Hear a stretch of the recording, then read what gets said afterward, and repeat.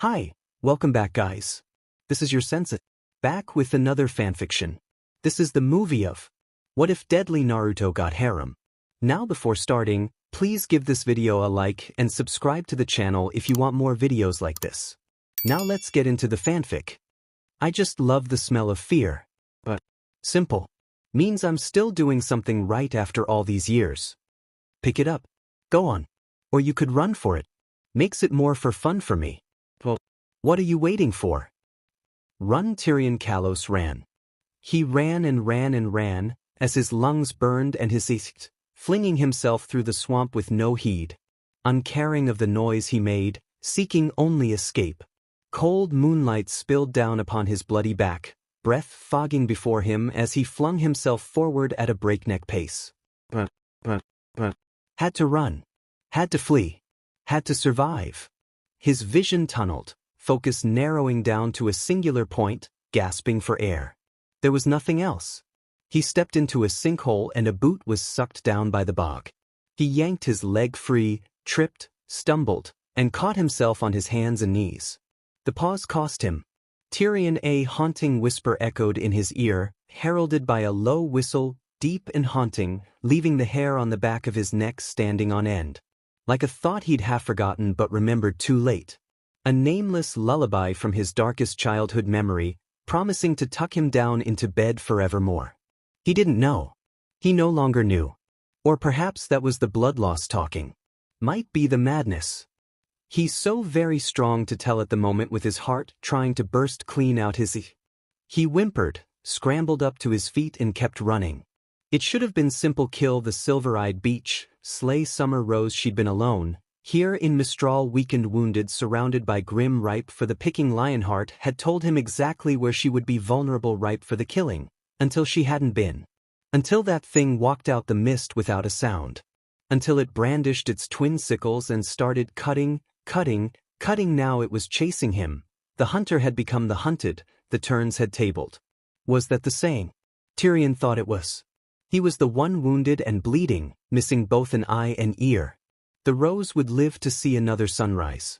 He might not, if he failed to reach his bullhead. Oh, his Empress would be so cross with him for his failure here tonight. How she would beat him, how she would WHP him senseless if he survived. No, he had to survive. Just keep running. He was good at that, running. Always had been there. He could see his ship up ahead. Past the bog, freedom awaited. A cackle burst out of him. He was going to make it. Smoke billowed around him and ahead of, cutting off the path ahead. Too late, Tyrion glimpsed the hooded figure of a man lurking within, broad of shoulder, whiskered cheeks dimpled in a selfsame smile. His lips pursed in a whistle. Paused now to consider him. Leaving so soon. The party's just getting started. Who are you? Rather than respond, his assailant smiled, stepped backwards into the mist and vanished before his very eyes. The sound of his footsteps faded soon thereafter. Soon enough the whistling went with it. All that remained in his wake was the silence. Terrible, dreadful silence. A moment passed. Another. Still no sign of him. Where was he? Where had he gone? Twisting left to right in the haze only left him all the more disoriented. Tyrion raged at it. Show yourself? Panic set in. He laid about himself with his knives and tail, to no avail. Only mist met him. Where are you? He howled. Where? A tanned finger tapped his shoulder. He whirled, knives flashing. Slow. A sharp rebuke, then a hooked sickle swept out of the mist to rake across his solar plexus, tearing a bloody line across his bare stomach. He cried out and slashed back, only to meet more mist. Steel cut through smiling shadows and failed to find the flesh he sought. Sloppy. He keened as a bloody sickle whistled out of the fog, cutting deep into his cheek. His tail stabbed out after it. Sad. An effortless parry sent him reeling. It was too much. Tyrion flew into a frenzy, hissing and kicking and spitting. This time his knives met steel. Red eyes gleamed at him in the mist, stark and slitted like some great beast. He glimpsed pearly white teeth in the gloom, bared in a savage smile, while his own petrified golden orbs stared back at him within the hooked crescents. My turn now. His fearsome foe flicked a fist and those twin sickles curled inward, becoming paired punching instruments, ones that smashed into his tea and battered him backward in a storm of blows. It didn't stop there. A kick caught him in the ribs as another twist planted the hilts of the sickles together. Gears whirred and clicked as their hilts elongated before his very eyes, creating a wickedly hooked staff that he twirled once between his hands, sweeping in before he could react. It cut up, snared his tail just below the stinger and sheared it clean off. Tyrion fell to a knee and curled inward on himself, clutching his wound. No more pleas, his foe ignored the plea for mercy. An open palm rocked out of the smoke and closed around his throat, choking him. He grasped at it furiously, to no avail. Their grip was ironclad. It lifted him clean off his feet. An amused face bearing whiskered cheeks emerged from the haze. His pursuer lifted their head and removed the cowl, revealing steely blue eyes and tawny blonde hair streaked silver in places. The rest of his body followed soon thereafter, hoisting him high. A flick of the wrist sent him crashing down to the ground. Cold fingers tightened around his throat. Still smiling, he squeezed his face, idly thumbing a terrified tear from his cheek. Cold lips brushed his ears. "You're not living up to the legend, Scorpion." A lazy toss flung him away. The mist closed in again. "Coward, stop hiding." "I'm not hiding. I've been watching you for the last year now, Tyrion." A boot caught his ribs, sending black spots bursting before his eyes. Steel clashed against his hands, ripping through his weapons, shattering them and taking his left hand besides. "I'm right here." Another kick wrenched a gasp from him and sent him skidding across the ground like a flung stone. "I've always been right here." "Get up." He had to get up. Salem could grow him another hand. Another tail. He just had to get up and react. "I was there to witness all your deeds." A boot stomped down on the back of his head, grinding his bloody visage into the dirt. "Every crime. Every atrocity. I walked in your wake, repairing the damage you did. I wanted to see if you would stop. If you had some semblance of humanity left in that black, festering pit you call a heart." Another stomp forced his face into a swampy puddle. "You didn't." Frantic bubbles welled up as he thrashed and struggled, the words muffled beneath the water. "And then you went after my daughter-in-law." He heard a faint sking sound as his world turned gray. "You lured a wounded woman into a trap and tried to kill her. But you didn't even notice me. Because madmen laugh in the face of death, right?" A hand caught him by his ruined tail and hauled him out of it, freeing him from a watery grave. "But you're not laughing now." Tyrion clawed his way onto his back and crawled away like a drunken crab, wasted and gasping for air. "You're no huntsman, you are plenty of things." The hooded man shouldered those wicked sickle sides and pivoted, considering him as one might a stain beneath their boot. "I've been called many names by a great many people. Grandfather, father, uncle, brother, Naruto, to name a few. To you." A sickle hooked up under his chin, just shy of his jugular. "I'm Deathy." Crouched before him, digging the blade deeper. A bead of BLD welled up beneath bitter steel. "Straight up. And I've come for you, Tyrion. Yours and all your friends. It seems talk wasn't enough of a lesson all those years ago." He tooted softly, like a disapproving grandfather. "Now I'll have to make an example of you, Death." Incredulity gave way to fevered, frenzied hope, and he dared a laugh. "My mistress does not fear death. She cannot die, you know." A low, throaty chuckle rumbled over his whimper of pain. "I find the idea of immortality absurd.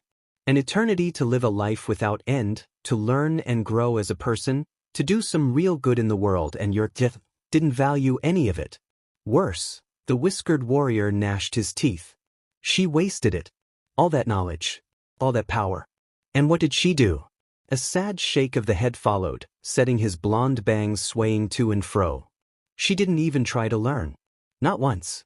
So I thought to myself, if she's stepping up her game again to go after my descendants, why don't I do us both a favor and start going after her pawns? After all, all's fair in love and war." Tyrion pushed against the knife. "That's cheating, you fiend."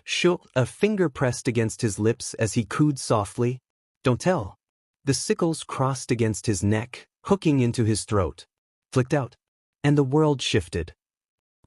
Oh dear. Why was he looking up at him himself? That didn't make any sense, unless So that's how it was. Tyrion's head tumbled from his bloody shoulders. The last thing he heard was that whistle. Darkness slithered in. Summer creaked an eye open. That shouldn't have been possible. She didn't have eyes to see. Not anymore, didn't she? She'd lost them. She remembered losing them. She could recall that much. Everything else was so blurry, all the world a gray haze that wouldn't go away no matter how strong she blinked. She dimly recalled Tyrion Kalos. That raving lunatic fighting her amongst a horde grim, working with the creatures to beat her down. His whirling and cackling and slashing until finally he got the better of her. A blinding flare of pain as his knives slashed across her face. Screaming. Falling to her knees. Clawing at her useless eyes. And then came the whistle. Tyrion had been the one to scream after that. Summer wondered if he was dead. She hoped it hurt. Summer Rose had heard that whistle countless times in her life. To most it was a deadly dirge that promised doom. To her it was a reassuring lullaby, a gentle reminder that Taeyong's old man, her father-in-law, was near, watching over her and her children. Yang and Ruby loved that whistle. A familiar voice drawled, drawing her back from the black. I just regrew your eyes. Your vision's going to be a bit dim for the next few hours until you adjust. She was vaguely aware of being held. Carried. Not slung over someone's shoulder like a sack of potatoes, but gingerly, like the princess out of a storybook. It was humiliating. Taeyong would never let her live it down if he saw her like this. Still, she'd take humiliation over death any day. A scroll clicked. She whined. Naruto, no, Naruto, yes. Low laughter filled her ears, pitched to Carrie. Stay alive and I'll delete this picture when we get back to Patch. Summer absolutely growled at him. Because you see, she knew that voice. You really came for me? Course I did, he drawled. Couldn't let my favorite daughter-in-law die now, could I? Summer huffed and snuggled down into his arms. Taeyong's dad had always struck her as a little off. Her beloved blonde brawler had once claimed a distant relation to Nicholas Schnee before. She had laughed at the time, thinking it was some sort of joke, only it wasn't, because Nicholas wasn't really Nicholas at all. His real name was Naruto and he was something far more terrifying than the founder of the SDC. But right now, she couldn't ask for a better father-in-law. Did you get my axe? Sure did. He drawled softly. I wouldn't leave your baby behind.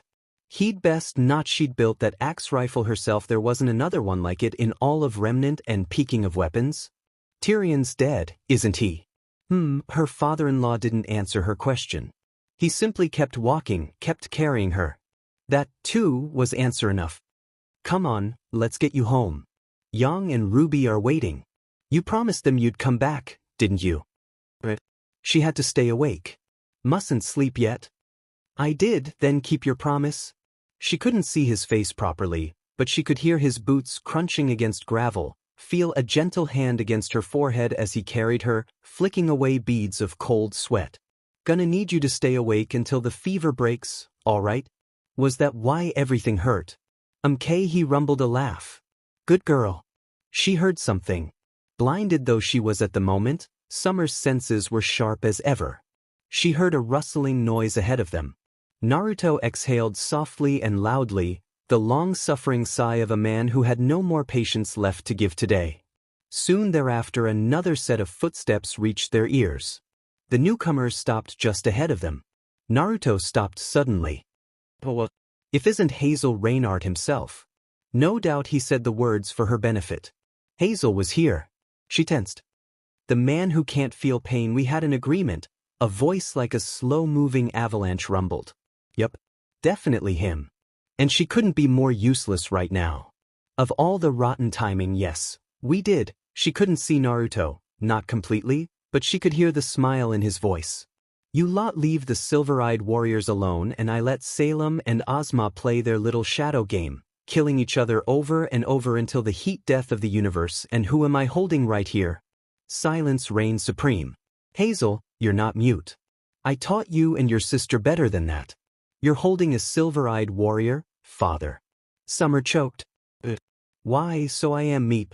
Taeyong's dad and apparently Hazel's sounded proper pissed right about now. What a coincidence was Tak and her little gang not enough of an example. She heard the growl creeping into his voice, like some eldritch beast awoken after a long slumber. I'm sure Salem's told you the story by now. How I gouged out their eyeballs and served them to her with a side of salad.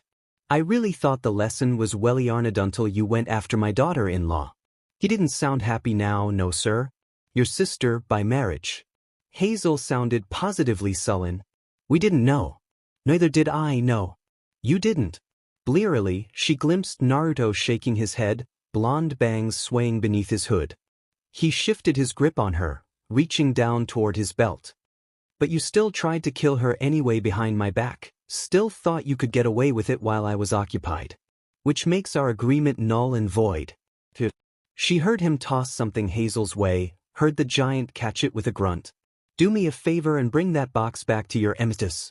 I've left a message inside for her. Do that for me and I'll let you live today. For what it's worth, I am sorry. Sorry. Naruto clicked his tongue. No, you're not. You're sorry you got caught, like that time I found you with your hand in the cookie jar. You've fallen far. Gretchen would be so disappointed in you. She heard Hazel grind his teeth. Do not say her name. You have no right. I have every right, boy. Naruto's voice had lost all semblance of kindness now, all that remained was cold. Still, I'll say your sister's name whenever I please. Gretchen met her end with courage in her final moments, because she knew the proper value of her life. Unlike you. And what would you know of life? You weren't there when she died, you didn't save her. I've learned to be more proactive since then. If I could bring her back, I would. Lionheart. Hazel roared the word and stomped forward. Summer felt Naruto shift his grip on her yet again, freeing up his other hand. That was her only warning. She had just enough time to brace herself and cling to his shoulder for dear life. Momentum yanked strong at her a moment later. Then she heard a grunt, followed by the harsh crack of someone Hazel hitting the ground in the night. There it is. An angry, hungry rasp rose to fill the void. I do love the smell of fear. Summer didn't dare speak. Didn't dare draw attention to herself. Not now. Not after those words. Not so sure of yourself now, are you? I know more of life and death than you could possibly imagine. She heard his boots stomp down, grinding against something. She didn't want to imagine what. Gretchen sold hers dearly, fighting for others until the bitter end, and her memory is the only reason you still draw breath. Footsteps crunched against the gravel and belatedly Summer realized they were moving, that Naruto's blurry shape was actually walking with her, leaving Hazel behind. She wouldn't want me to kill you. Don't make me. You think this is over. Hazel braided this back out to him. You've changed. Nothing. This won't stop me. I cannot feel pain. Can't feel pain, he says. Naruto offered a derisive snort. Everyone dies, Hazel. Just as everyone feels pain. There's all kinds. Mental, spiritual, physical. You don't even know what true pain is. You're just an arrogant boy who thinks he's immortal. I'll leave you with one last bit of advice. Everyone thinks they'll be the one to defeat me. But no one's escaped me yet. Tak didn't. Tyrion didn't. What's won't? If you get in my way, you'll be next. You, and whatever poor pawn Salem sends my way. Tell her Tell her I'm awake. Tell her the game has changed. He walked away with a whistle. Summer shivered and tucked herself into his She'd never felt more powerless in her life. She never wanted to feel this way again. You'll be all right. Naruto stopped whistling for a moment to pat her searing forehead. His hand was cool against her feverish skin.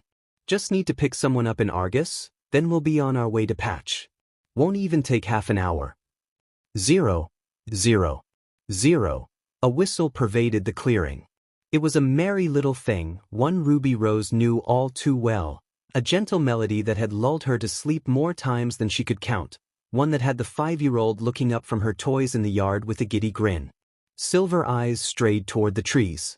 Every time she heard that whistle she got excited because it meant he was nearby. She glimpsed red eyes in the gloom but felt no fear, because no Grim ever came near their house. This was the safest place on Patch, after all. Sure enough, he stepped out of the brush. She leaped to her feet. Grandpa froze. Now, Because there, leaning against his shoulder, Ruby perked up. Mommy, oh wait, Grandpa was carrying her. But who was that helping him? A tall lady wearing some kind of skull mask. No, never mind that Mommy was hurt. Her pretty white cloak was covered in red stains that looked an awful lot like blah blue. Panic dawned. Silver eyes widened. She threw her head back and wailed at the top of her lungs. Daddy Young came barreling out of the house like an angry bear. Young was only a step behind. Ruby. What's wrong, sweetie? She moved a finger towards Summer. Daddy saw Grandpa a second later. He said a few naughty words. Young covered her ears so she didn't hear the rest. But she did see Daddy run toward Grandpa to help carry Mommy and bring her into the house. Grandpa tousled Yang's hair as they slipped past, which made her big sister squirm, which gave her a chance to wriggle free, scamper after them and hear a few words. Not her BLD. Most of it's Tyrian's. That's good to hear. Where are you going? To have a word with Ozma. Grandpa laid Mommy on the couch. Daddy frowned at Grandpa for some reason. I think you meant Ashbin. I know what I said. Son, Maria's going to stay here for a bit. She'll help train the girls. Daddy looked nervous. That might be for the best. If they came for Summer, then they'll come for Ruby. Ruby tried to follow him. The masked woman came round the corner and snatched her up by the scruff of the neck. Easy there. They're busy. Maria. Grandpa tooted. Drop the girl. I told you to train her, not break her. The slender silver-eyes woman sighed. Yes, Gramps. Sorry, Gramps. Ruby blinked. She blinked real strong. 3 times, in fact. Gramps. There could be only one conclusion. New anti-yay. 0. 0. 0. Someone had been here. Ozma knew it the moment the elevator doors opened. There was a silence in his tower, or rather, a lack thereof. An unnatural stillness bordering on the supernatural. As if someone or something had sucked the life right out of the air, leaving it dry and arid. He felt the hairs on the back of his neck rise when he inhaled. He could still breathe, which suggested there was oxygen to be had, and yet no one emerged to challenge him. Hello.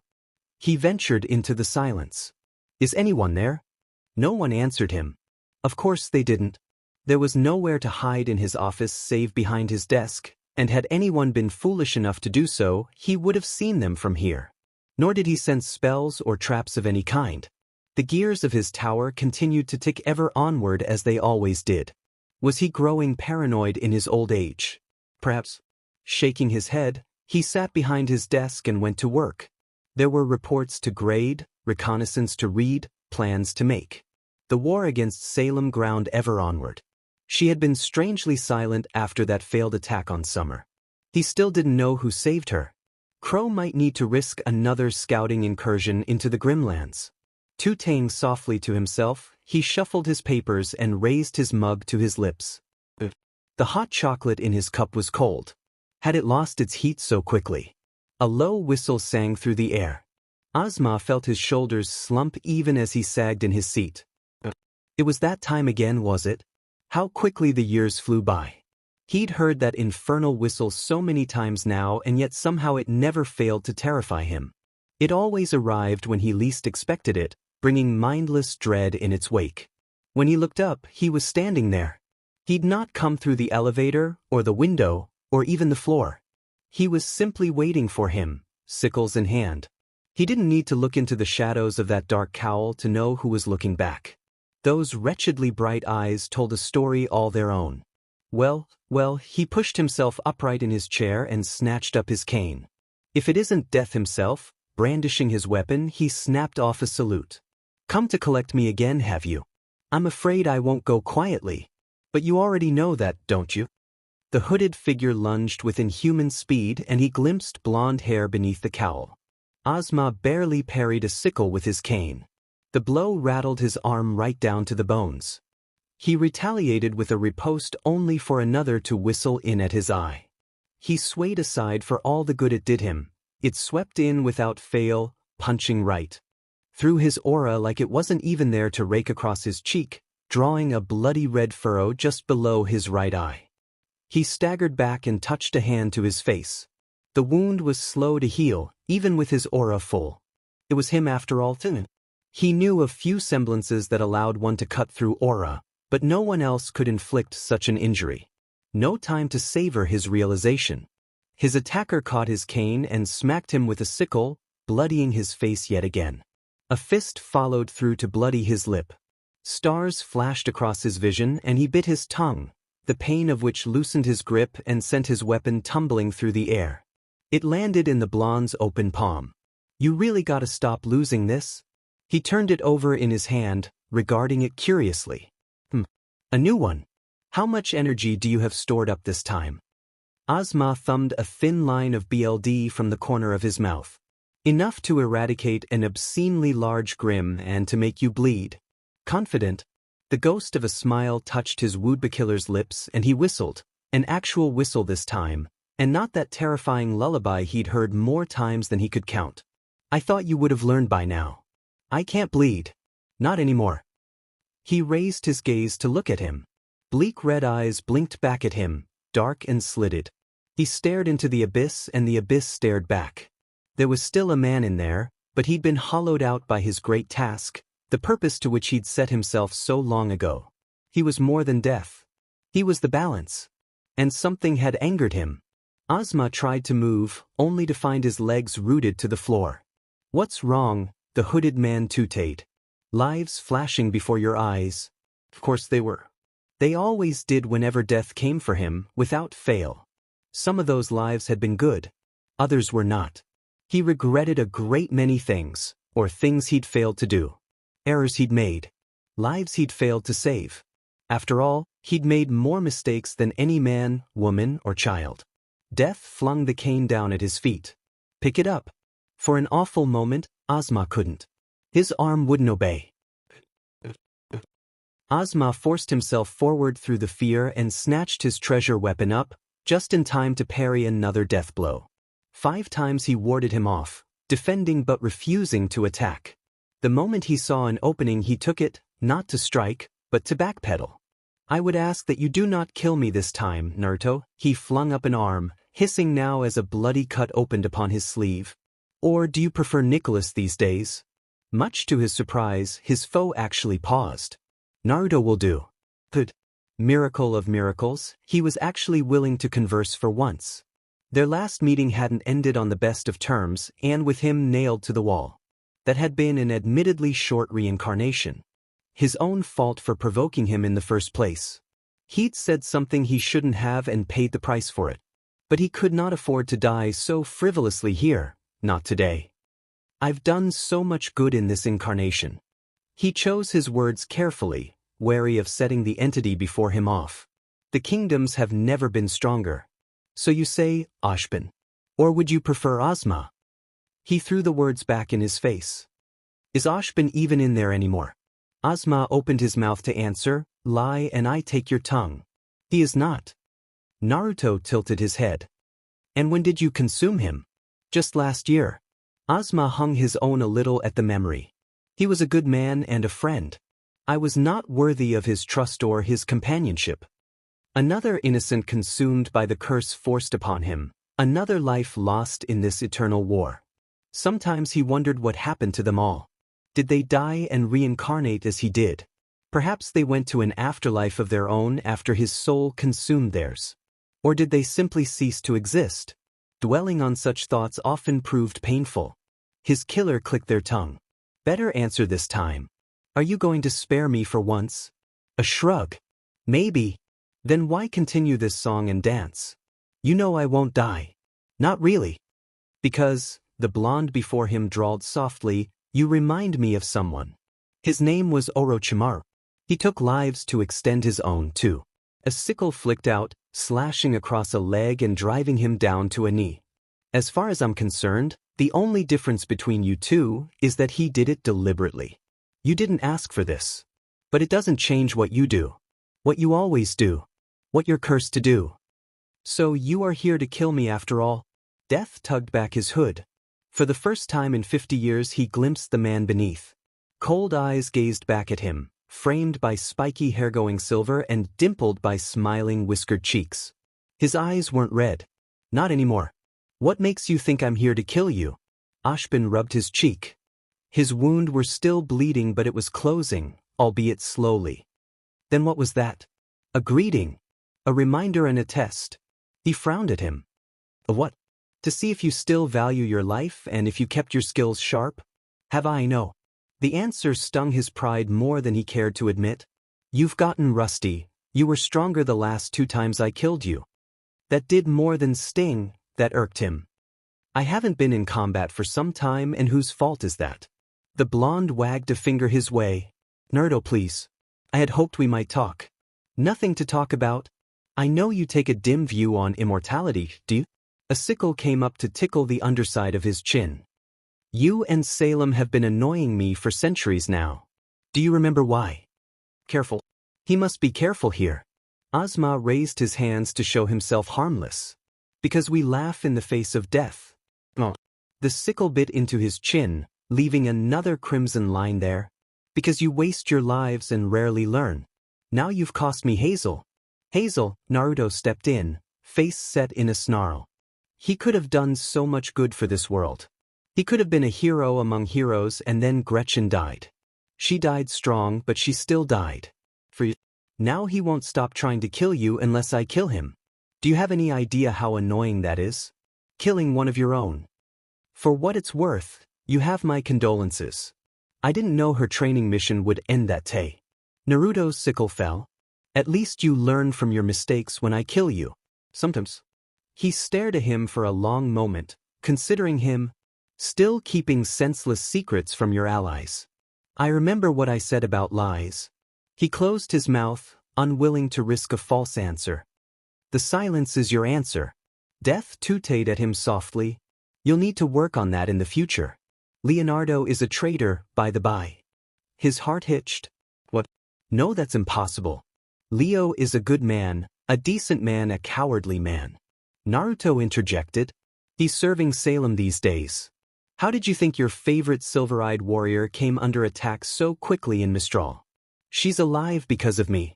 If I hadn't been there, another question nagged him. Are you going to kill Leo? A blonde brow rose, quirking at the foolish question. What do you think? Fair enough. He heaved a sigh. I'll put some flowers on his grave when the time comes. At least make it quick. The blonde's expression said he wouldn't. Is good witch in? Ozma released a breath he hadn't realized he'd been holding and slumped against his desk. If he was asking after Glinda, that meant he might live a little while longer. Hopefully. She'd hardly go out with him if he got BLD all over the tower. Still, he couldn't quite resist the urge to needle him. Still hung up on her, are you? We had an agreement. I don't talk about your ex-wife, you don't talk about my love life. Given the amount of your descendants running around, I expect we'll have rather interesting class at Beacon in 10 years' time. Perhaps. Naruto clicked his tongue. Now stop distracting me. Where is she? Ozma stood a little straighter under that baleful gaze. Can't you sense her? I'd prefer you save me the trouble of tracking her down. The elevator doors dinged behind him. Ashbin. Someone triggered the silent alarm. Ando, dear. Naruto pivoted in place, crooning softly. Speak of the witch and she shall appear. Glinda made a gagging noise. Why are you here? Away went the sickles, folding in on themselves to vanish within his cloak. He ran a hand through his hair, banishing the BLD there, plastering a charming smile across his whiskered cheeks. It was almost frightening how quickly he went from a cold killer to a grinning ladies' man. Ozma could never hope to understand, and frankly, he didn't want to. If he was a god like the brothers, he was a many-faced one, each facade capable of dealing destined death to whomever irked him and his. Would you do me the honor of joining for dinner tonight, Miss Goodwitch? She planted one fist on her hip. You're persistent. I'll give you that. Naruto beamed her way. That didn't sound like a no. That depends. Her bespectacled gaze slid to Ozma. Will you kill him if I refuse?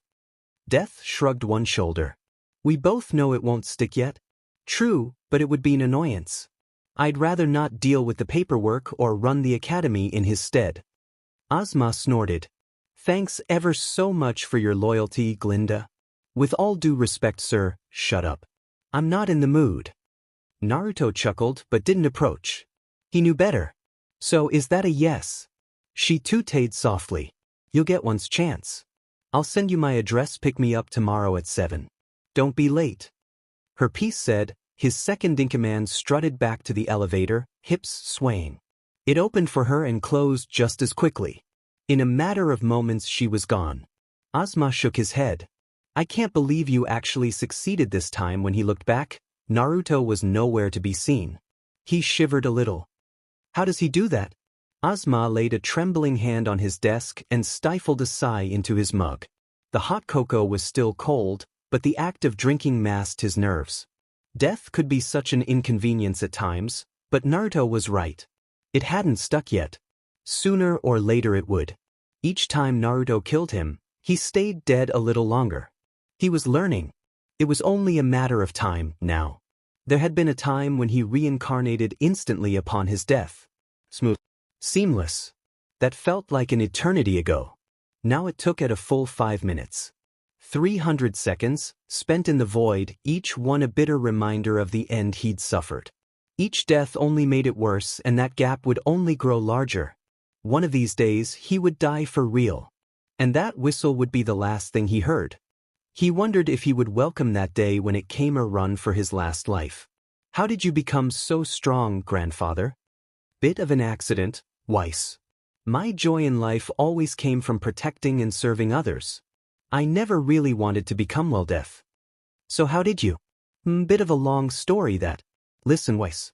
A day may come when you feel you're not strong enough. A day when you feel small. A day when you fail. But that's all right. Failure makes us stronger. Whether that means following in my footsteps or running that's your choice. Until then, this gift will be like a castle, protecting you. Eventually, however, you yourself will become a castle that will protect others. And that will make me quite proud indeed. Should I castle just like you did, then? That's right. Inside your heart, build the biggest and most noble castle you can. Build it together with the friends you'll one day meet. You never know. You might meet them sooner than you think. Wise words. Fear is here. Welcome home, Hazel. Salem knew something was wrong at once, if only because Hazel flinched when she said the words. Nevertheless, the silent giant bent his knee before her. I come bearing a gift, my queen. Salem tilted her head. A gift? There was a box tucked under his right arm. He offered it to her now. It was given to me, for you? She accepted it with a frown. By whom? I would rather not say. Her smile soured. Leave me. Hazel obeyed all too readily. That was her first warning. Salem eyed her gift intently, considering it as one might a ticking time bomb. Immortal though she was, she couldn't deny a silent pang of curiosity. Hazel wouldn't dare betray her. He knew full well that she could not be slain. Any treachery on his part would be pointless. No matter. She was immortal. Whatever trap lay within, she would survive. Salem opened the box. Tyrion's severed head stared back at her. She must be calm. There was a note taped to his cheek. She unfurled it and read its contents. 3 words awaited her within. You were warned. Her eyes flashed. She hissed. No, no. And Salem shrieked in fury and flung Tyrion's head against the nearest wall. 0, 0, 0. He was a gentleman. The realization startled Glinda, if only because she'd expected more from him after all this time. In truth, Naruto cleaned up rather nicely when he wasn't butchering his enemies. More than that, he'd been on his best behavior. There were untoward actions on his part, no overt gestures or suggestions of sex, quite the opposite, really. He was the very picture of decorum. He treated her to a simple meal, talked with her for a time, then walked her home after dinner. She expected some sort of move then, a play on her perhaps, but none came. He was just so old-fashioned she couldn't tell if she liked that or not. It was maddening. Well, here we are. Once they stood just outside their door, Naruto took her hand in his, raised it to his lips and kissed the back of her knuckles. Until next time. Baffling. Utterly baffling. He didn't make a lick of sense. His piece said. The immortal let her go and stepped back. Glinda found herself calling out after him. Where are you headed next? Mistral, then Atlas.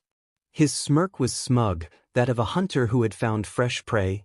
I have a few debts to collect, and old friends to visit. She quirked a brow at him. Going to see one of your grandchildren. One is. Glinda counted herself lucky she wasn't one of them. It would have felt far too strange. Even now she still found herself struggling with the concept of dating someone who may well be hundreds of years old. If they shared blood, no, just no. She had her limits, lines she wouldn't cross. This was one of them. Thankfully she needn't worry about that. When will you return to Vale? She cursed herself for asking, but it was too late, the words were in the wind. In a few days, his eyes twinkled. Might I have the pleasure of your company when I return? Heat crawled up the back of her neck. What did you have in mind? Perhaps a walk in the park? Said Heat reached her face, now turning her cheeks a rosy pink. She understood now his game now. Naruto was in no rush. None at all. This would be a slow burn. How refreshing. He wasn't going to make a move until she did. She couldn't remember the last time she'd dated someone like that. Who would crack first? Him or her? For once, Glinda didn't know, and the uncertainty excited her. I'd like that. His eyes flashed. Then he vanished in a streak of gold. Glinda sighed and leaned against her door. An enigma. He was a complete and utter enigma. Still she'd given him one chance already, hadn't she? Perhaps she might see her way to giving him a second and a third. 0, 0, 0. Death was coming. For him. On this night. Lionheart knew it in his bones. He knew it, dreaded it, feared it in equal measure, just as he'd known he always would. Knowing did not help him prepare. Knowing only made things worse. So much worse. Ignorance was bliss. Ignorance was always bliss. There were monsters in the dark, and he found himself ruing the day he ever learned of them. Even now the shadows seemed to stretch out for him, trying to trip him up with their questing fingers. Leo kept his head down and kept walking. He'd packed his things, wiped his records, and chartered himself a private bullhead to the distant wastes of Vacuo. No one went to Vacuo these days. He'd live a new life, under a new name. No more Salem, no more Ashbin. Just had to make it to the airport. He was close now. So very close. Why was he on the ground? Had he tripped? He blinked, baffled, and looked down. His right hand came away red. A sickle jutted out of his stomach, having pierced the small of his back. And he heard the whistle. Dread dawned. No, someone spun him around. A low Qrow filled the air. He glimpsed red eyes in the gloom. Moonlight danced off bloody steel. There were no clever words. No puns. Nothing. Simply his end. Lionheart flung up an arm to ward him off. Silent steel sheared it off at the elbow. He screamed. No, wait please, death waited for no one. Bloodstains spattered the alley. 0, 0, 0. You're leaving the tribe? Raven shoved the last of her belongings into a duffel bag, checked Omen at her hip, and grunted once. Boss, you can't. Red eyes rolled as she ignored the man pleading with her and stalked out her tent. More endless bleeding. It hadn't changed an hour ago and it wouldn't change now. She had to leave the tribe. She didn't want to, but she must. Word had reached her of Leonardo Lionheart's grisly death 3 days ago. Sudden being the operative word. Someone had put his head on a spike outside the gates of Haven and written a warning in his BLD. If she stayed here she would die. He was back. You know why? A nasty little voice hissed in her head. You broke your promise. He will come for you. Kill you. She fought down a shiver. Yes, he would. That one kept his word. Ever and always. So she had to run. Far, far, far away from here before it was too late. Best to leave now at dusk. He couldn't track her in the dark, surely. Even he wasn't that skilled. Vale wouldn't do, Ashbin was there, and she'd never be safe here in Mistral. Bullies, maybe. Vacuo. No, screw Vacuo. Nobody liked Vacuo. Vacuo was the pits. Menagerie, maybe. She'd run there if it meant getting away from her father-in-law. Caught between her two great fears, an immortal grim monster that couldn't die, and a death-dealing destroyer. What could she do but run? She'd have to cut her hair, maybe even change her name, but she could figure that out on the way. For now she must flee. A tiny hand grabbed at her wrist. You can't leave us. What will we do without you? Raven scoffed. Live normal lives. I don't care. But I'm your apprentice. Raven looked down at the little girl grasping her arm. Something stirred in her cowardly heart. Vernal was the same age as Yang. There would be no place for her in the tribe. She knew full what happened to helpless little girls with no one to protect them. Then as your emstu, let me do you one last favor. Say hello to Taeyang for me. What? She cut a portal through the air with her blade, grabbed the small child by the scruff of her neck, and tossed her through. Then she closed it behind her. She'd done her good deed for the year. Vernal would live, if nothing else. Hates one of her tribesmen bridled. What about the rest of us? She shrugged and walked away. Too bad, so sad, don't care. A harsh click echoed behind her. Sloppy, she chided herself as she felt cold steel pressed against the back of her head. In her prime, in her right state of mind, she never would have let one of these bastards get the drop on her. Not that it mattered. She had aura and she most assuredly didn't have the time to deal with a few surly jagoffs who didn't know when to run for the hills. She heard the safety being thumbed off. You think you can just walk away from us, boss? Her eyes blazed with crimson flame. Yes, I do. Frost fled from her fingertips in a singular surge to render the stupid BSRD a human ice sculpture, pistol and all. Will, she flipped them off over her shoulder and made for the gate. You're on your own. So that's it, someone shouted at her back. You're just going to run. Another took up the clow. Without us, you will always live a life of a figure stepped out the shadows ahead of her. Fear. Raven stumbled backward. There was no whistle. No warning. He simply appeared. Even after all these years, you're still afraid, Raven. Some things never change. Her BLD ran cold. He was every bit as terrible and terrifying as she remembered and utterly unchanged.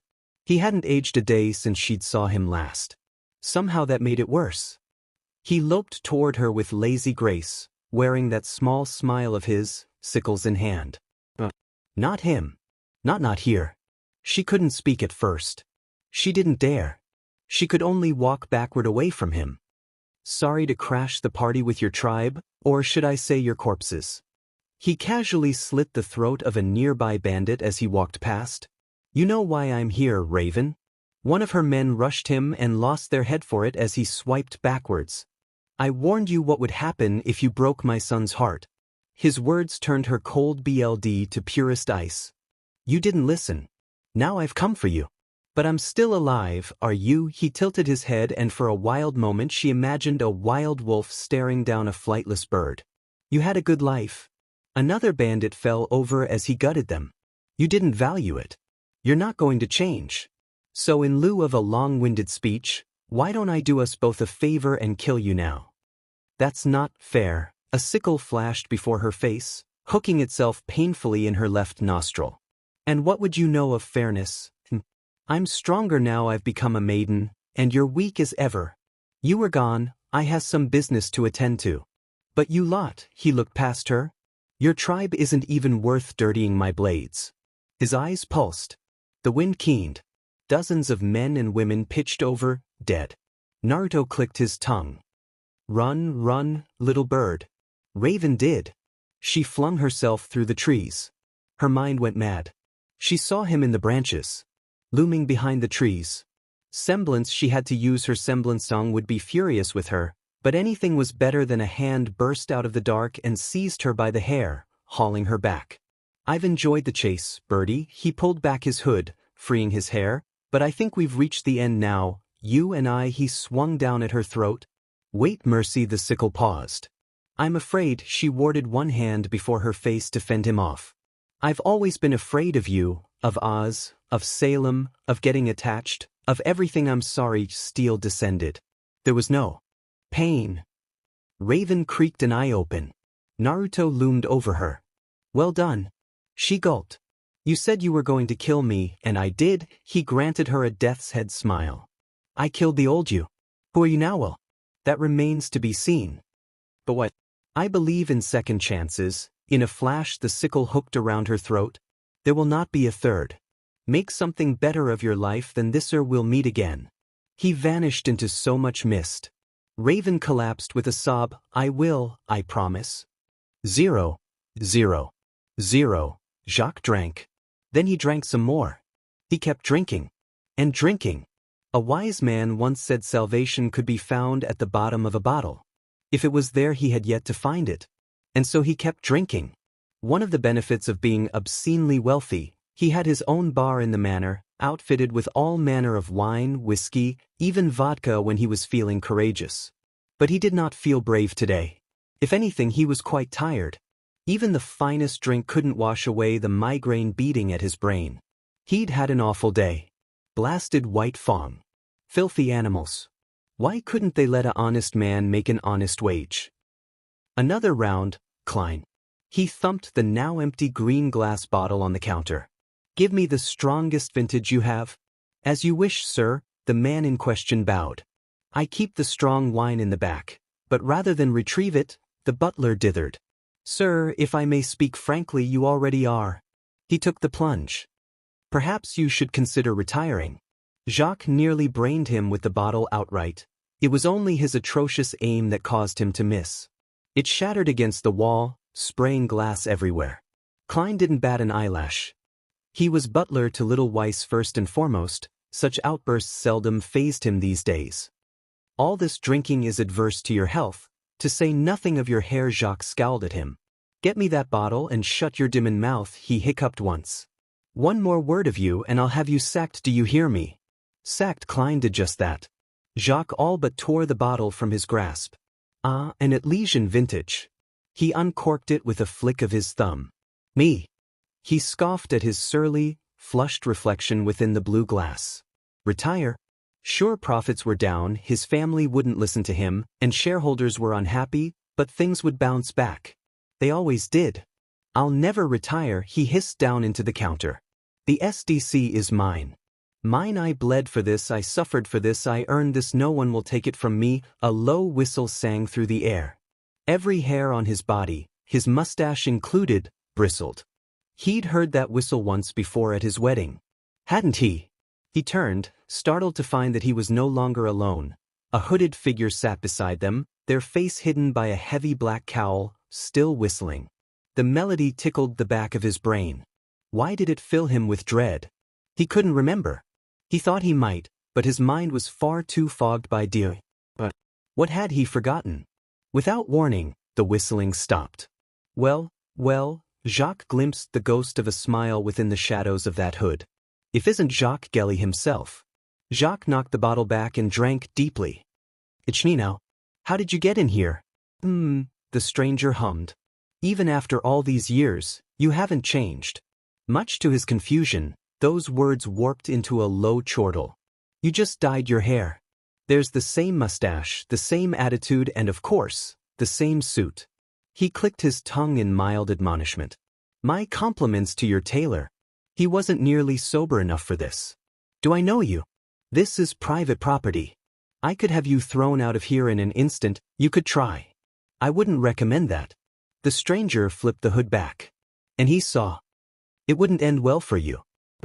Not here. Not now. Hello, Jacques. Nicholas Schnee smiled back at him, blonde hair threaded through with silver, almost white as his teeth. Klein, you can stay. The rest of you. A lean card flashed between his fingers. Take the night off on me. You'll be paid triple for the rest of the week. Footsteps scampered as every servant fled for their lives. In his drunken stupor, Jacques didn't have the heart to try and stop them. They were wise to flee, because they remembered the lord of this manor well, as did he. Nicholas Schnee, or Naruto as he sometimes called himself, had a certain reputation for inspiring both love and fear in those close to him. Jacques felt the latter now. Nicholas had once said they loved the smell of fear. That it was intoxicating. Feeling it was worse. He couldn't blink. Couldn't move. Couldn't speak. A bead of sweat birthed itself upon his brow, ran down his cheek, and dripped down his chin. It turned to ice by the time it struck the ground. Cold. Why was the air so cold around him? He shouldn't be surprised. This man could move faster than the naked eye, cross continents with ease, and so much more. He'd once seen him shatter an iceberg with one punch. By that mark, a bit of cryokinesis seemed downright mundane. A finger tapped down on the counter. So, he took a long drink, how have you been? Stilling his hammering heart, he faced himself to speak. I have been well, father. Well, his father-in-law, but still. Have you now? The glass came down, the drink within barely touched. That's not what I heard. I gave you and Willow the SC because I had neither the time nor the patience for it anymore. Because I thought you could help my daughter run it well. Red eyes watched the whiskey swirling in the glass, a lone ice cube rapidly thawing within. And you did. For a time, Jacques squeaked. Profits have never been higher. We both know I don't care about profits. A finger traced the lacquered wood counter. I care about my family. You've behaved yourself with Willow. His eyes never left the tiny square of ice, watching intently as it began to shrink. Which is good. I told you what would happen if you laid a hand on here your children. But you haven't been a proper husband or father either. Naruto continued to tap the counter with one finger. Are you still behaving? Tap. Yes, of course I am. Tap. He stood. Now what did I tell you about lying? I'm not lying. I did what you said. I made things better. Then why are the White Fang attacking your shipments? His voice carried a dangerous rumble. And why haven't I seen Willow or any of my grandchildren since I arrived here? Do I need to take another finger? It's not my fault they're like this. The words burst from him in a wail. Willow won't listen to me. Winter did as she wished she left for the military soon as she could. Weiss wants to become a huntress. Whitley wants to be just like you. And did it ever occur to you to ask why? Sir, please, he gulped. I tried to take charge. A hand squeezed his shoulder painfully. Do you feel in charge? Grandfather, a small voice cooed from the doorway. Is that really? Nicholas. Naruto pivoted atop his seat, all smiles. There's my little snowflake. Gimme a hug. Weiss giggled and launched herself at him. Naruto released him to catch her and swing her round. Jacques had never appreciated his daughter more than this moment, because in holding her, the Schnee patriarch let go of him, which in turn gave him time to scurry away to safety. Where's your brother and mother? Practicing, she chirped up at him as he tousled her hair. I can use my semblance now, is that so? Her head bobbed, setting her little ponytail swaying. I summoned a knight yesterday. I see. Naruto's gaze snapped to Jacques. The latter fought down a flinch. It wasn't his fault she wanted to fight an Arma-Gigas. Oh, yes. He knew precisely what the women of the family were practicing deep within the Schnee manor. Foul techniques. Summoning. Magic. Chakra. The seed was strong. As were the Schnees. He was not. He'd only married into the family after all. He was only a man, one with aura to be sure, but aura meant nothing to them. Fire and damnation. Had he truly known just what bloodline he was marrying into, he would have run far away. It was too late for that now. He'd made a deal with the devil, with death himself. There could be no escape now. Even if he perished, he would still serve. Lovely. Naruto scooped Weiss up into his arms and let her climb onto his back. Why don't we pay them a visit? Oh, but first. The former Gelly whimpered. Earlier today, I told a little bird that I believe in second chances. A cold blue eye gleamed over his shoulder as he walked away. You know what will happen if we meet again. Jacques slid down to the ground. Klein handed him a bottle, leaving him to stew in his misery. Jacques popped the cork and drank. All the whiskey in the world wasn't enough for this. My dear, it's not just death that you need fear but those who share his BLD. Beware the BLD. A Reaper's legacy mediation was key. Willow found peace in it these days. It brought her some small semblance of comfort between her daily duties. As a mother of 3 children, it did much to keep her sane. It was a time when she could simply close her eyes, shut down and let her mind wander in the dark. She sat down, folded her legs beneath her, and exhaled softly. Let the world and her room fall away. Power. Poise. Perfection. Such was what it meant to be a Schnee, inheritors of a bloodline dating back to a time when the people of Remnant were not 4 kingdoms, but endless warring peoples. Willow took pride in that. And why shouldn't she? Her father was death. And she didn't mean it metaphorically or rhetorically or poetically or theoretically or in any other fancy way. He was death. Straight up.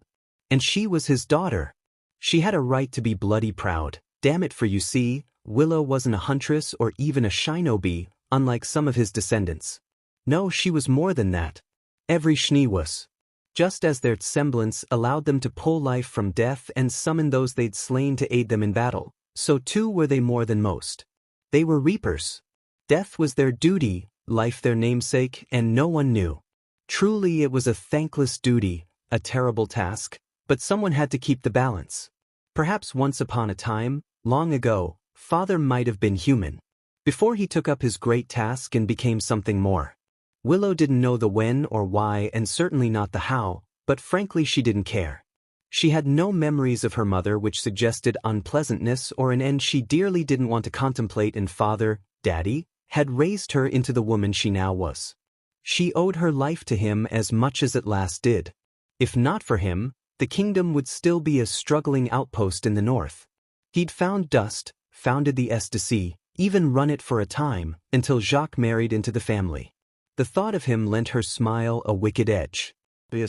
Jacques Gelly, that wretched little worm, he who once wished to wrest control of the SDC for himself, utterly unaware of what she truly was. More fool he. That Jacques had been dead for quite some time now. Only a broken shell remained. He'd been blinded by her beauty and the lean, the promise of power and all the prestige that came with taking over the company. Perhaps had he known Father was death incarnate, the living representation of the great hereafter, he would have run screaming for the hills. But he hadn't and he didn't, and so they'd allowed him to live in ignorance. The deception had been useful, amusing even, in some of her more morbid moments. By the time Gelly realized the truth that his supposedly weak wife was terror incarnate, it was too late. He was locked in, trapped, with no escape. No one would see the truth. No one, and so he took to drinking, the poor fool. Really, it just wasn't any fun tormenting him anymore. She had contemplated killing him once or twice, putting the little man out of his misery, but ultimately decided against it. He was of more use to her alive than dead. His resources were useful, his contacts necessary, and his network well. She'd subverted that long ago. Besides, she needed him relatively intact if she wanted to keep having children. Now there was a pleasant thought. Little Whitley might like having a baby brother or two. Perhaps 3. The Schnee bloodline must continue at all costs. All this at the expense of poor Jacques. She almost pitied him. Almost.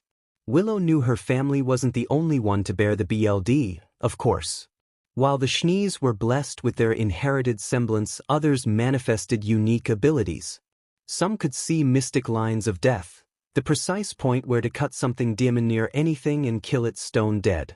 Others were more mundane in their talents. She'd heard tell of a curious clan of blonde swordmasters, stalwart champions who could face down entire armies of Grimm with sword and shield alone, titans to make even Elder Grimm quail. And then there were other, stranger tales in the Badlands of Remnant, a place where the line between fact and fiction all too easily blurred. Why, just the other day her dear spymaster had spun her a most curious yarn, the story of a wanted fugitive, a girl who massacred her mother and father with nothing but her voice. Apparently this girl could kill with a word and so had sworn a vow of silence since. No one knew where she was now. A pity. She would have liked to recruit her. Doubtless were others like her, scattered across the wastes, more than Father could ever hope to find. They were those who kept the balance, who worked in the shadows, preventing the Grimm from overwhelming humanity, but also humanity from overtaking the whole of Remnant. Just as there could be no death without life, so too could be no life without death. And the world didn't know. Remnant spun on in its ignorance, blissfully unaware of the titans that walked in their midst. They assumed it to be the work of semblances or magic, myth even. They knew nothing. Perhaps that was for the best. Father preferred it that way. She knew he was a bit of an odd duck goose in certain circles. But none of that mattered to her. Father was Father. He had been the one constant in her life since she was small, her first memory, and one day her last, Miss Schnee. A voice plucked her from her musing. Alexis. Her maid possessed impeccable timing as always. A letter arrived for you just this morning. Another one already. She kept her eyes closed but did noting to hide her smile. How lovely. Did a dusty old bird happen to deliver it? Why, yes, the young woman sounded confused. How did you know? I have my ways. Willow tooted softly. Qrow was reliable as ever, it seemed. She ought to buy him a drink sometime. I trust you left it on my desk with the other correspondence? I did, ma'am. Her smile grew another inch. Good girl. She'd have to reward her later in private. The thought of it almost had her licking her lips, and at once her mind began to wander. No, don't think about Alexa's full lips and that long red hair right now. Focused dalliances asides, she rather enjoyed her dialogue with her half-brother Taeyong these days. Communicating via letter was far more entertaining than a scroll call. She disdained such technology. It had no place in her life. Come to think of it, he had 2 children of his own now, didn't he? Such darling girls. Perhaps she should visit them. They were not true Schnee, not in the proper sense of the word, but they shared her BLD, which made them her nieces nonetheless. The longer she entertained the idea, the more appealing it became. Weiss might enjoy a vacation from Atlas, to say nothing of Whitley. Winter wouldn't want to leave the academy, but she'd fold with a bit of prodding. She always did. And it would be nice to see Summer again. Ma'am, there's something else. She heard the woman fidget. You also have a visitor. Did she now? What's must have come to bargain again? How could one so smart be so very foolish? I shall see to them in an hour. They were most insistent, everyone always was. They always wanted her time. Always, I'm sure they were. Willow bit back. But they will wait. That will be all, Alexis. Of course, my lady. Willow listened as her maid walked away. Counted to 10. Only the did she finally deign to open her eyes and rise from her crouch, ending her meditation. Well, she supposed it was time for her morning exercises. Enough time had been wasted with that argument already. She stood and regarded a towering suit of armor across the room, set before her in the wall. To the untrained eye it was just that. A suite of armor, however large. An iron giant clad in fully heavy plate, tall enough to cast her in its shadow and heavy enough to crush her with a single blow should it ever fall upon her. Activate. At her command the armored suit lurched to life, drew its sword and snapped off a salute. The ghost of a smile touched her face as she regarded its posture. This particular Armagigas wasn't truly alive in the traditional sense, not at all like the creature she'd slain in her youth. This one was all wires and circuits, bits and boards. Better yet, it was easily replaced, which made it the perfect training mechanism. Pietro had done his work well. Willow considered it for a moment. Commence training protocol 9. A bit of light exercise was just the thing to burn off some stress. It nodded once and lumbered forward. Willow brought her hands up and pressed her palms together, finger to finger, then closed her eyes. Closer it came. She didn't move. Its arm rose, braving its blade in both hands. Mirror, mirror, Willow hummed a soft lullaby to herself and mustered her might. On the wall, show me who's the strongest of all the Armagigas struck down. Her eyes snapped open, blazing blue. An arm struck the floor with a heavy thud, fingers still twitching. It wasn't her own. The poor Armagigas stumbled back, leaning to the left, unbalanced by the sudden loss of its limb. Willow smiled at it and twirled a massive scythe of gleaming ice in both hands, letting it whirl over her head before she brought it back down at her side. She'd no need for mecha-shift weapons of worthless steel. Weapons broke. Steel rusted. But a weapon forged from her very soul. That lasted forever. Ice was her weapon, and with it came the cold touch of death. What? She tilted her head. I told you to attack. Attack me. At her command the knight reached down, retrieved its arm, and attached it once more. Within moments the limb was moving again. Fascinating. An improvement. The last unit hadn't been able to do that. Was this one being remotely controlled by that project of his? It certainly fought better. Perhaps a certain scientist was due a raise. A white glyph burst beneath her feet and she was away, skating forward on a sea of ice. Her scythe flicked out in a lazy overhand swipe. The knight managed to block with the hilt of its blade, but only because she allowed such. Truly it was no fun when they died too quickly. Robots weren't the same as a flesh and BLD opponent. She felt no fear from them, no terror, nor shock. So dreadfully boring. Its blade swept in again and she swayed under it, grinning ear to ear as she skated away to safety. She didn't see the boot until it barreled into her back. Pain lanced down Willow's spine and with it, the tenuous illusion of self-control. Better, she pivoted to commend her false foe, wearing a borderline feral grin. Release restrictions 6 through 9, green light gleamed within that soulless helm. Willow lowered her stance, sweeping her scythe overhead. Any moment now the Armagigas didn't so much lunge at her as it did leap, bringing its blade down on her head in a rousing overhand smash. Nope. Not blocking that. Willow swept her sickle up and parried, diverting the blade harmlessly away to the right in a shower of sparks. It shattered the floor where it struck, creating a sizable crater behind before pivoting to slam the full weight of its blade against her scythe. For the first time since their battle had begun, Willow's face lost its smile. Fast, very fast, faster than it had any right to be. She felt her knees begin to buckle beneath such strength. Anyone else would have faltered. Not her. Not a Schnee. Never a Schnee. Rather than cling to her weapon like some foolish huntress, Willow let go of her scythe and let it shatter. Allowed the Giga's blade to sweep over her head, now. Her eyes narrowed. Gotcha. Her hands came together again, conjuring a long lance of ice between her palms. She whirled and moved it deep through the robot's armpit. Circuits sparked within the armor. Froze now as hoarfrost crept across its outer shell. She let that weapon go too, leaving it in place to step back. Willow snapped her fingers and a pale blue glyph burst before her. A massive clawed fist burst through to strike the Armagiga's dead center in the Sithich armor warped as it stumbled back, stunned for an instant. That was all the time it took for her to summon another scythe. Willow canceled the half-summon, no need to fully summon that thing here, and waded in, scythe singing in her hands. Father had taught her well, and she put those lessons to good use.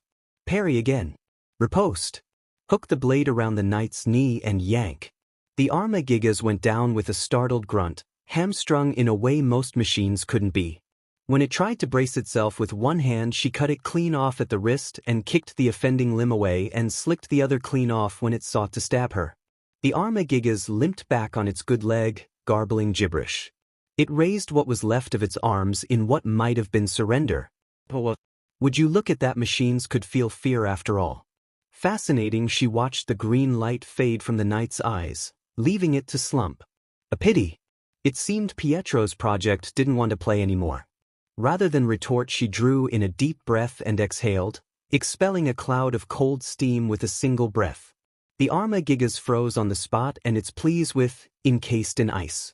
A single sweep of her scythe shattered it completely, rendering it motes of falling snow.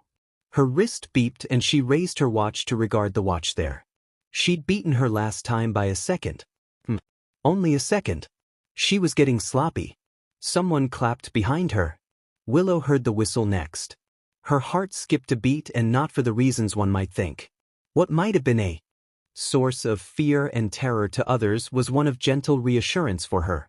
A gentle lullaby, a soft song that lulled her to sleep when she was a child, a soft lilting sound. There was more to it than that. It was both a reassurance and a reminder, a promise of protection not only for her and her children, but their children and their children's children and all future Schnees to come. She turned to face, and sure enough, there he was. Father was home. He looked much the same as he always did, if a little more tired, his posture hiding the slightest sign of a slouch for good reason. He had Whitley on his back and Weiss clinging to his leg, each of whom were grinning ear to ear like the children were. The latter beamed up at her. Grandpa's home. Willow banished her weapon and smiled softly. I noticed, Weiss. Well, Nicola's Naruto Schnee grinned, offering his free hand. Don't just stand there. Give your old man a hug. Willow very nearly did. Her first instinct was to leap into his arms as she often did when she was young, but she had an image to maintain even before her children. She walked into his embrace instead. Welcome home.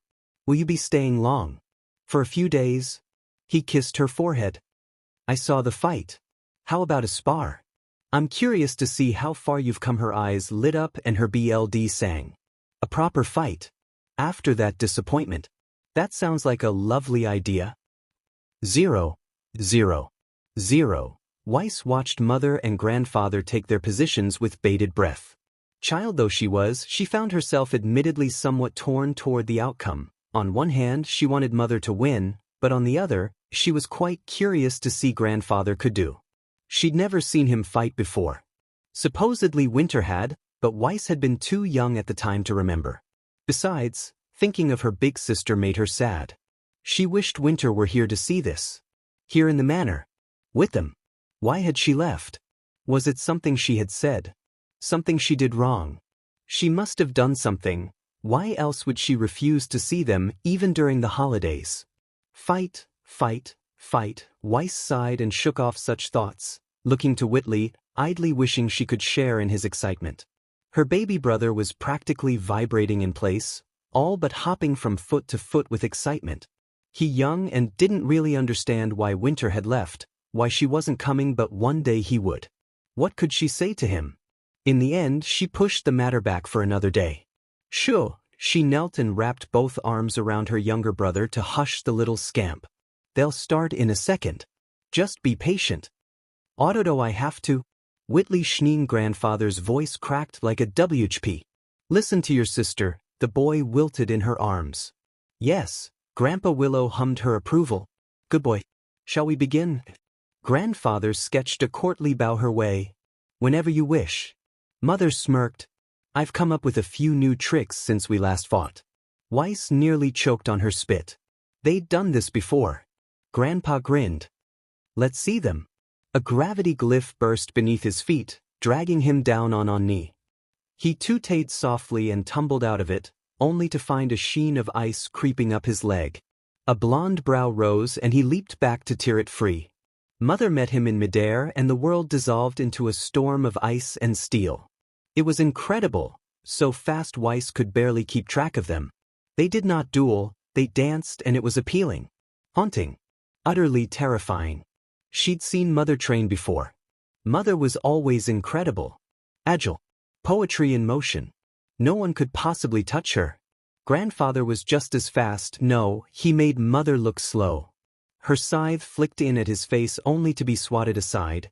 Then he was in her face, raining down sweeping strikes with his twin sickles. Mother managed to evade the first two, took a third on the shoulder, buelled forward, took a hand from her weapon, and young Grandpa's head snapped back as she drove a heel palm under his chin. Weiss heard his teeth click together from here. He must have bit his tongue. Even little Whitley winced. But rather than get angry, Grandpa only laughed, wiped a line of BLD from the corner of his mouth, and took up his stance once more. He allowed. Very good. Then he was on her, sickles singing a song of steel. Now it was Mother gave ground, panicking and parrying in a way she'd never seen before.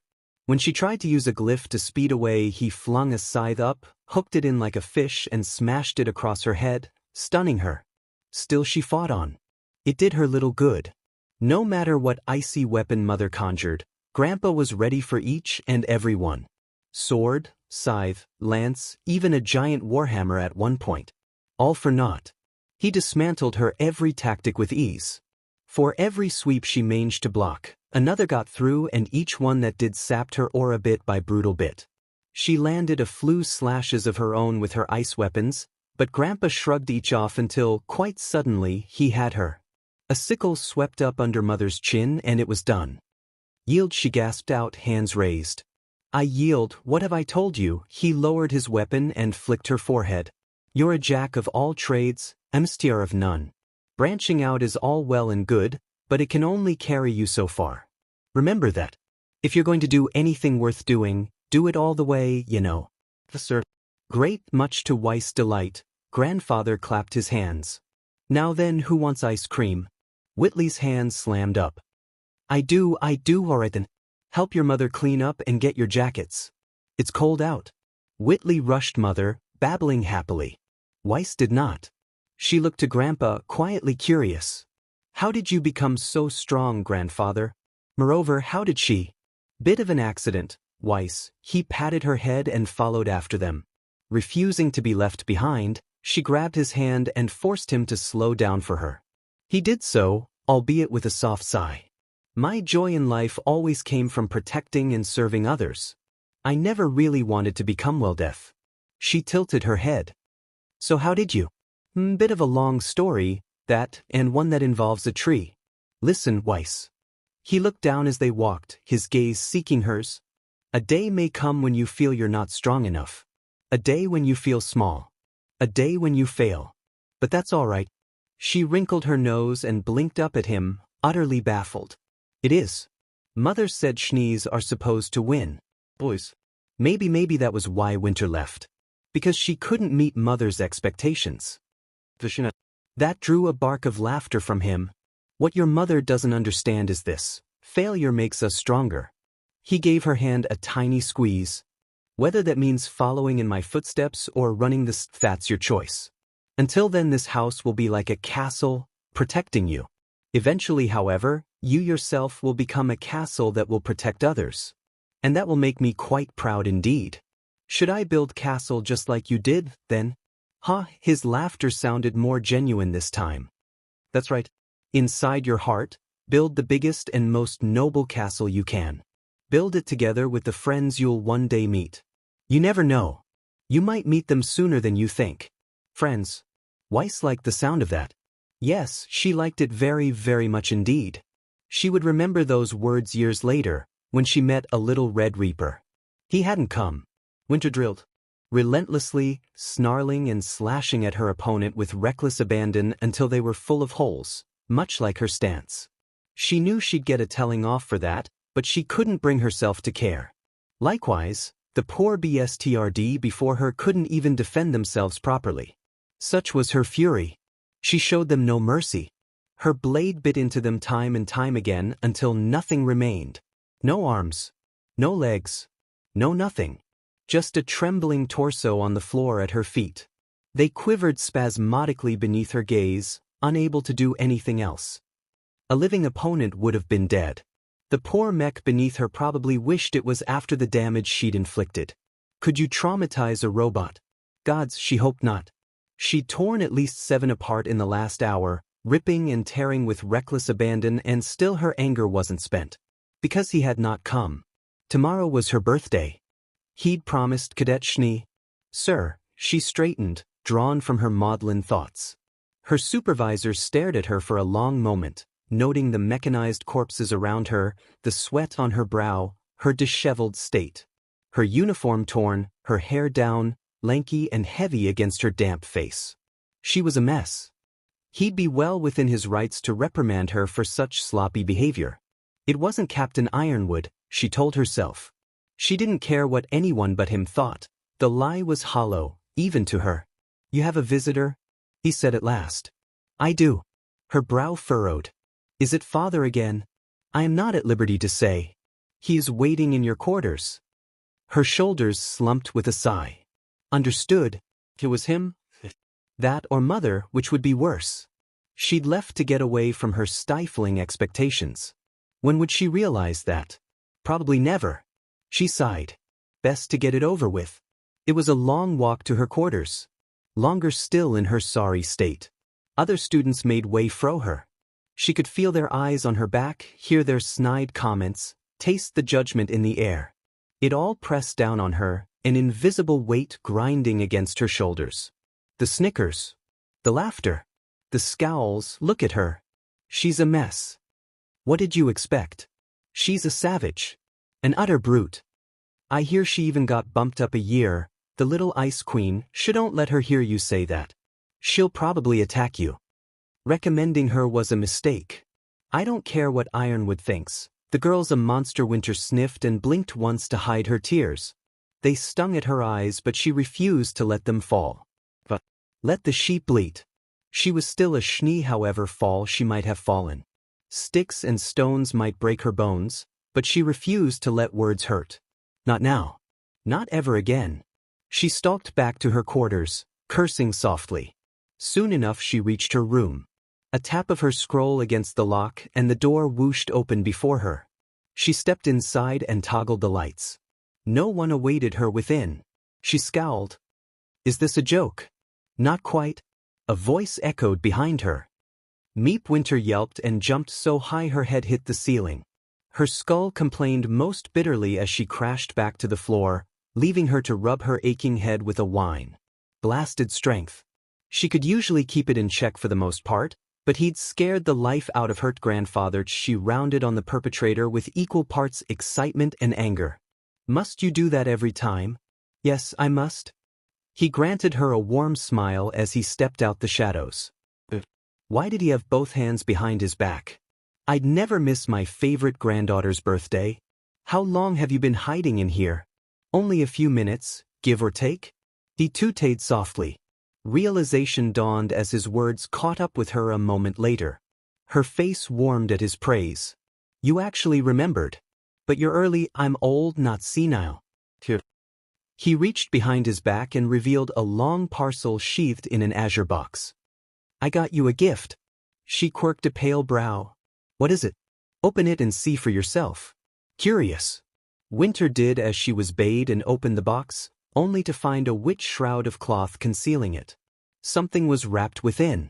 Made eager by the sight, her trembling fingers peeled the cloth back with delicate care, not wanting to damage her gift. Whatever it was, it had some weight to it. Not enough to be heavy, but it possessed a certain heft all the same. Not it, she realized. She peeled back the tarp and found herself gazing upon a pair of weapons. Appealing black curved, segmented blades, each bearing a wicked notch near the handle for some kind of advanced mecha shift. Winter suspected she knew the type she'd been asking after these all her life. She'd thought it a pipe dream, an idle fancy, one that she would never see realized, like so many other things. Do you like it? Grandfather asked. If not, I could always take them back at the end of the day. Winter Schnee was still a child, no matter how much she pretended not to be. They're perfect. She couldn't quite conceal the squeal that fled from her lips with the words, nor the babbling that followed as she all but dove into his arms. Thank you, thank you, thank you, thank you 1,000 times thank you, I love you, grandfather choked. You got me good there. Winter's words caught up with her a moment later. She froze. Now she looked up and found grandfather grinning ear to ear. I mean, that is to say, don't worry about it. He tousled her hair, drawing a growl from her. You were the top of your class this year. I thought a reward was in order. And I saw you eyeing my weapons the last time I visited. She had been. He spoke the truth. She didn't have mother's aura reserves, nor the fine-tuned chakra control of little Weiss. But when it came to breaking things, killing things, she was good at that. Very good. She was strong and fast, and getting better with her glyphs. She could already summon the Grim she'd killed. It was in her BLD. The thought pained her, but there it was. Sit, would you kindly? He sat on her cot and patted the space beside him for her to join him. Winter didn't even have to jump this time. Grandfather noticed and laughed her. Look at that, you don't even need my help this time. You're getting tall. Did you steal all your sister's height? Winter giggled despite herself. Weiss wouldn't appreciate that joke, but she wasn't here to hear it now, was she? Here, grandfather nudged her weapons into her hands. I'll show you how these work. Give the trigger a squeeze. Gently, now she did as he bade. With a click of their gears, the blades bent and folded down to enfold her fist in a wicked punching implement, much like the way grandfather's sickles could. Now twist the handle like so. The blades cracked apart to reveal a pair of vents within, thankfully lacking ammunition. She'd need to practice with dummy rounds until she truly got the hang of it, but she could already see a future in which she used those hidden guns to devastating effect against her foes. It would prove a nasty and lethal surprise for anyone who tried to close with her in combat. And then, she lost herself to her excitement once more. What else? Watch, he guided her hands, still holding the blades, pressed the hilts together and, with a flick of the gears, she found herself holding a bladed staff. Her head spun. So many combinations. Just like his weapons, it'll take practice. I will, she burst out. I'll practice. Here was a weapon tailor-made for her strength, able to adapt to any situation with ease.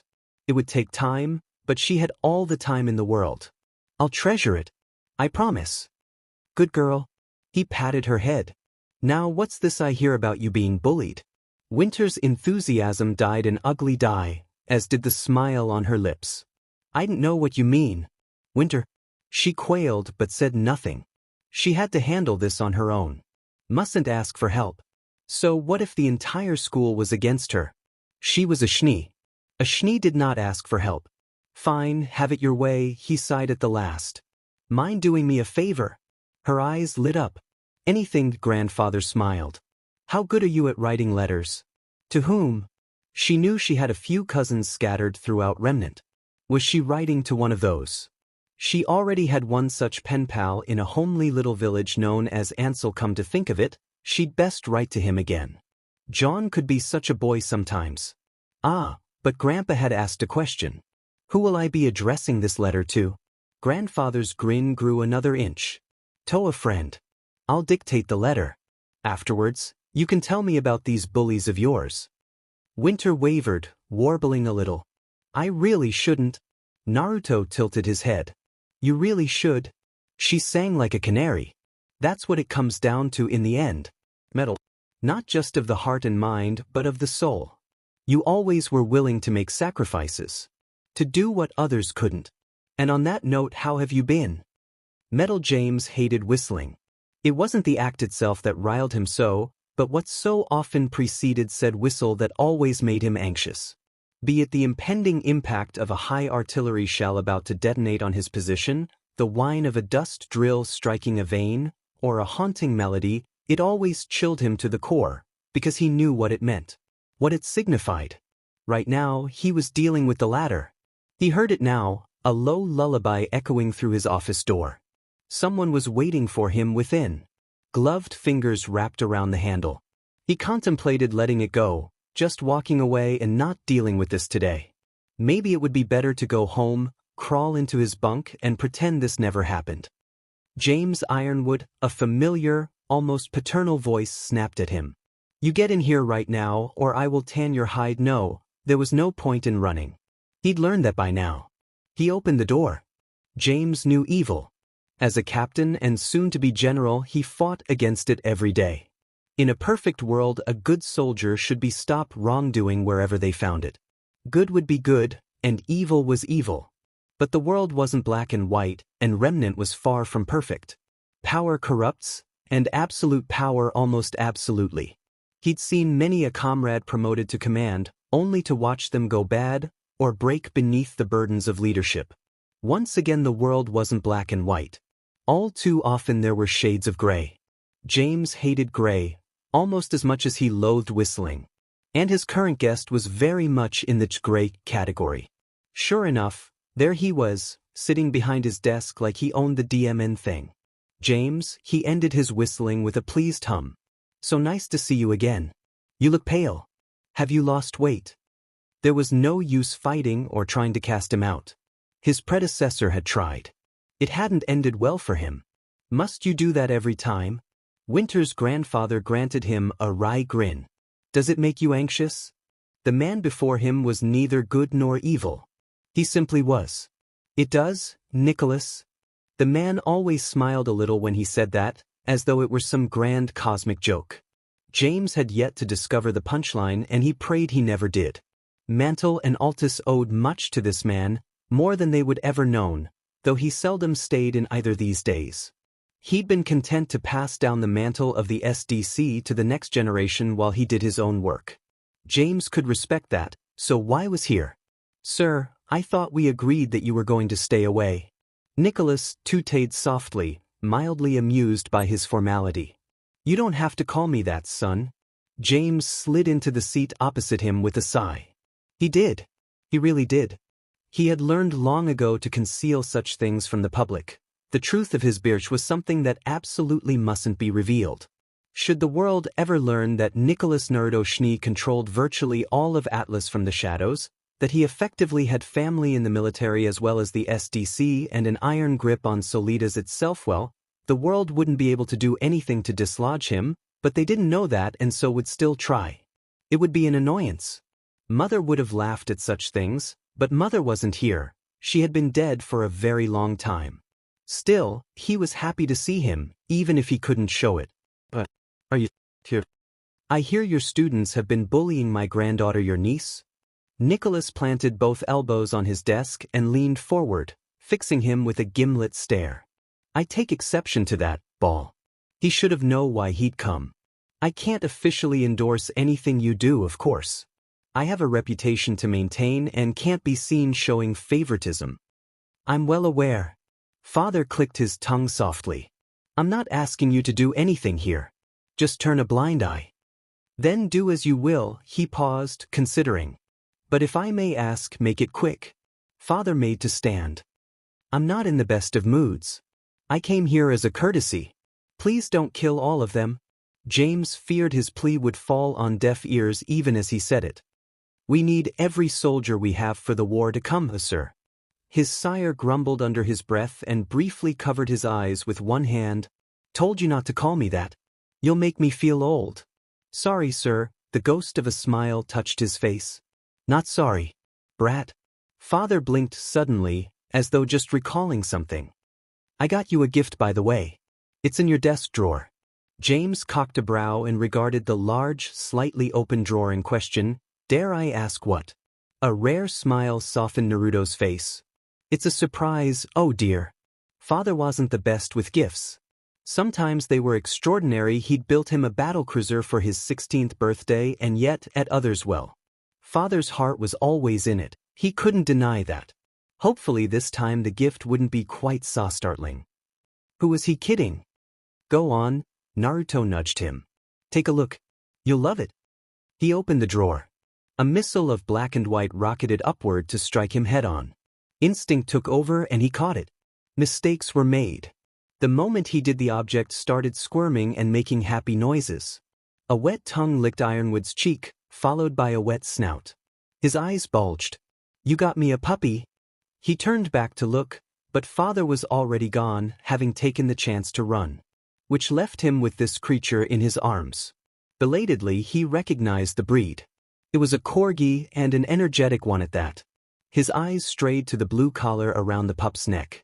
Someone had wound a note into the collar, and there beside it, he glimpsed a name etched into the metal plate.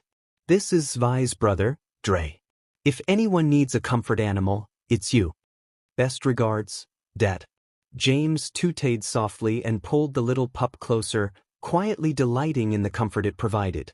Belatedly, he pitied Winter's bullies. The poor fools who had tormented Winter would learn that lesson the strong way. Never mess with a schnee, well not. Unless you had your affairs in order. And if you didn't, run strong, run fast, and pray for a swift death if death was feeling merciful. He suspected Naruto Nicholas wouldn't be. For you see, there was another unspoken rule when dealing with a schnee. F about and find out. The silent girl tapped her foot. She wasn't happy. No sir, not at all. Because you see, he was late. Late. He'd promised to swing by the station and pick her up at the airport, yet there was no sign of him. Nope, none at all. And it was demon cold here, sure. Maybe it was her fault for not packing warmer clothes, but still, how was she to know Mantle was this cold? She'd never been before. No one had told her. Not her fault. Glaring at her watch only made her all the more frustrated. It made her want to shout, to rant and rage, but she couldn't do that. Never. She absolutely must not do that. Grandpa had been terribly clear on that last bit. Illusions were all well and good, but she couldn't speak until she gained control of her voice. A single misspoken word could kill dozens. Hundreds, if she wasn't careful. She'd been born with this gift, this curse, and she must emestiar it. Failure to do so made her as much a danger to herself as others. She'd learned that lesson the strong way. Hence why she'd come all the way out here in the middle of cold, freezing nowhere, waiting for someone who still hadn't show up. Trivia, there you are, the girl once known as Trivia Vanal jumped and whirled in midair, knowing that voice all too well. The moment she did, she saw him, striding through the crowd at speed. Blue eyes met her mismatched orbs and crinkled as he granted her a smile. In a matter of moments he was upon her. A hand descended to ruffle her hair. Sorry I'm late. Had to visit an old friend. Neo held out her arms, hopped in place once, donned a fearsome pout. She didn't dare speak, but that didn't stop her from mouthing the words, Grandpa, up at him until he complied. He swept her up into his arms and she latched on for dear life. Phooey on Mama and Papa. She was glad they were dead. Grandpa was the best. Grandpa loved her. Grandpa understood. And when Grandpa grinned, well, Trivia leaned in to listen like a good girl. Say, you want to help me get some payback for your cousin? Her head bobbed eagerly. 0, 0, 0. Samantha Green was a good student. That wasn't her opinion, it was a DMN fact. Just ask anyone in Atlas Academy. She had worked strong to get where she was, nearly killed herself to make her name known. She'd come up from nothing. Best grades, best combat scores, best recommendations. Captain Ironwood himself had taken interest in her career. There was even talk of her joining the specialists after she graduated. Everything was coming up roses. She had it on lock. Not by any fancy name or a stupid title, but through bloody strong work. She'd make Mom proud, make things easier for her and the kids. And then the Schnee ruined everything. She came out of nowhere one day, bumped up several grades, a year younger than everyone else, yet she outshone everyone. Even her. All eyes fell upon this newcomer, this girl, this child who surpassed everyone in class. Suddenly, no one cared about a tough-as-nails girl from Mantle with a family to provide for. They only had eyes for her, for this prodigy, this stick-thin freak who made them all look like failures. The higher-ups only cared about her. Only Winter Schnee. Just like that, Samantha's hope of rising through the ranks fizzled, and her future with it. So, yeah, she bullied her. She couldn't help herself.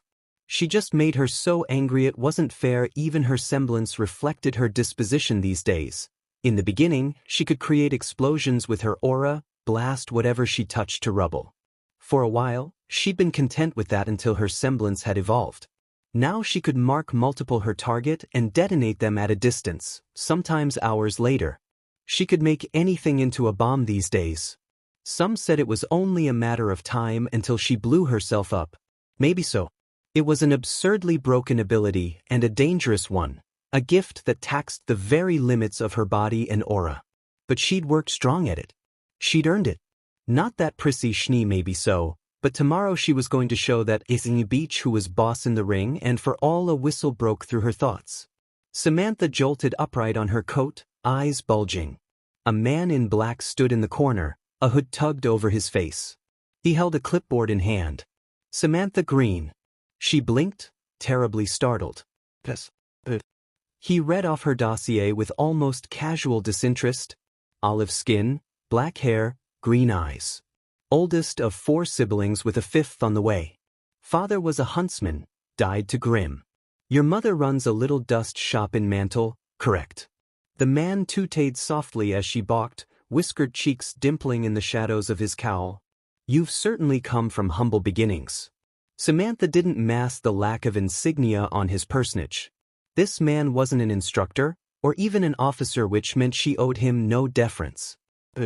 She was about to kick his butt. Who the hell are you? Sorry to crash the party, he smiled at her then. It was all teeth. I thought we'd have a little chat.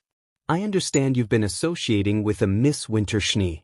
I'm here to take you to Panic Bleeded in he brain. He was a kidnapper, he must be with the white fang. She should have known. You'll never take me alive. Now wait just a second, her eyes flashed. Samantha most certainly did not. She jolted upright with frantic speed, lurched in, and slapped both hands against his ribs. Then she flared her semblance and detonated his aura.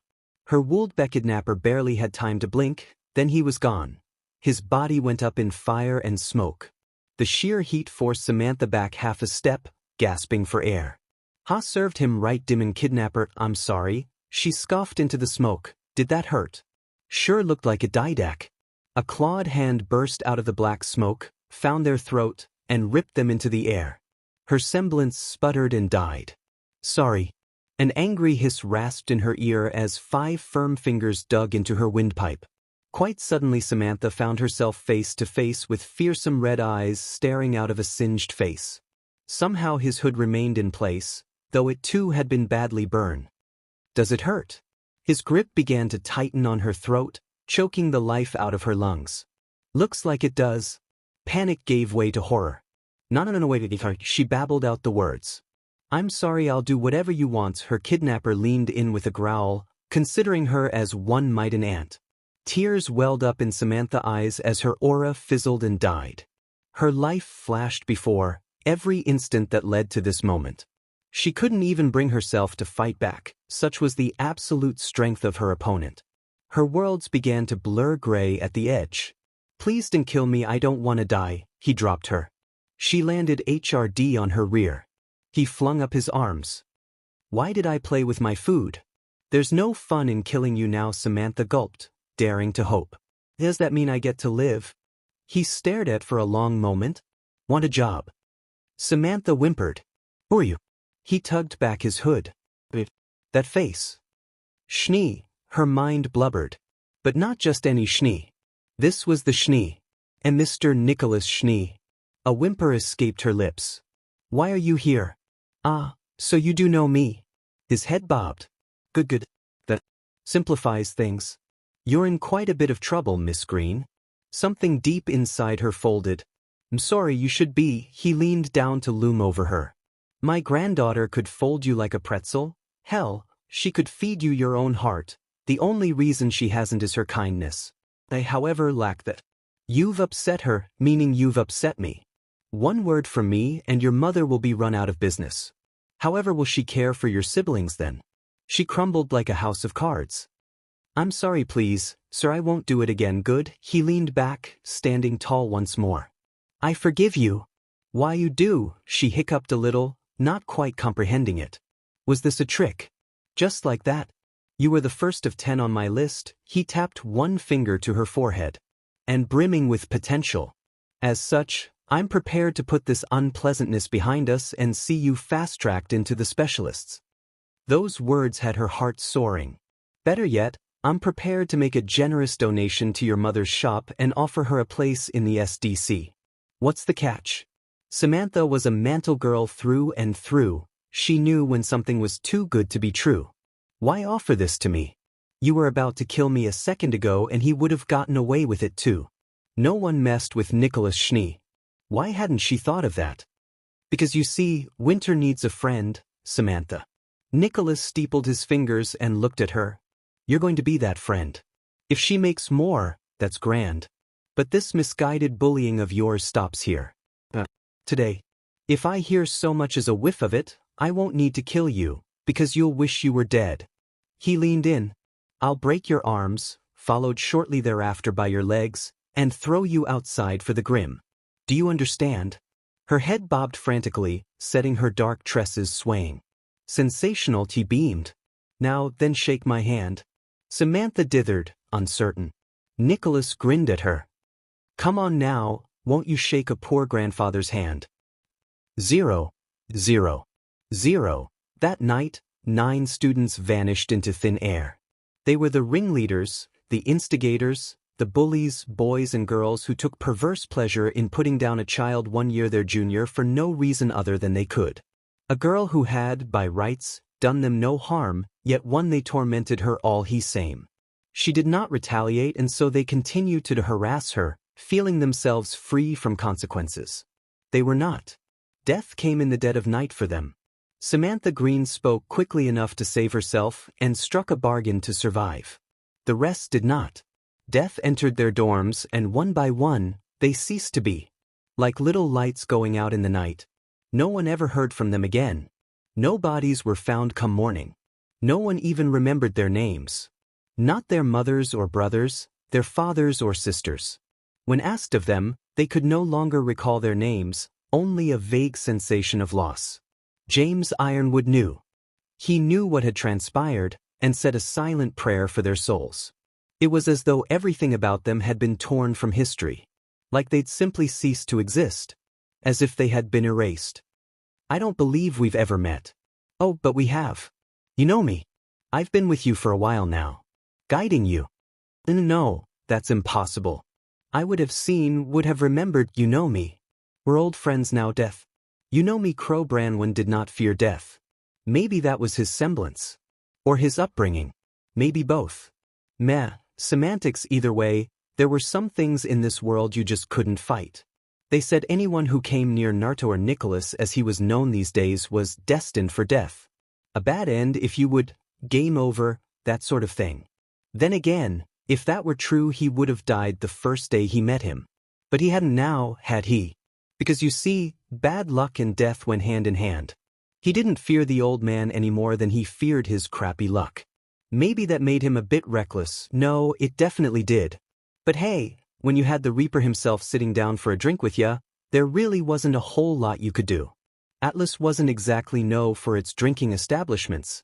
Most of the bastards were too uptight for that. Thankfully he knew a seedy little dive down here in Mantle. Sure, it looked like a SHD and didn't smell much better, but they each had a good view of the door from their table and no one would think to look for them way down here in the dumps. Ale still tasted like watered-down sawdust, though. He'd had to bring his own. Really, it almost made him regret flying all the way up to Atlas. Almost, but not quite. If it weren't for this blonde BSD, Taeyong wouldn't exist, which meant he never would have met Raven and Summer, meaning Yang and Ruby wouldn't exist. Qrow adored his surly little Spitfires. He'd do anything for them. Raven might have tainted their childhood by betraying Tai, but her mistake had inadvertently allowed Summer and Tai to get together, thereby bringing Ruby into the world. It was the only reason he hadn't hunted Raven down and dragged her back. Then again, Naruto claimed to have met and killed her in essence already, so he supposed that was something. For that alone and so many other things, he was loyal to him. Always had been, always would be. So, he began apropos of nothing. I heard you murked Tyrion. I did. Naruto eyed the bottle of scotch, but abstained. Dead didn't drink. Not very often at least.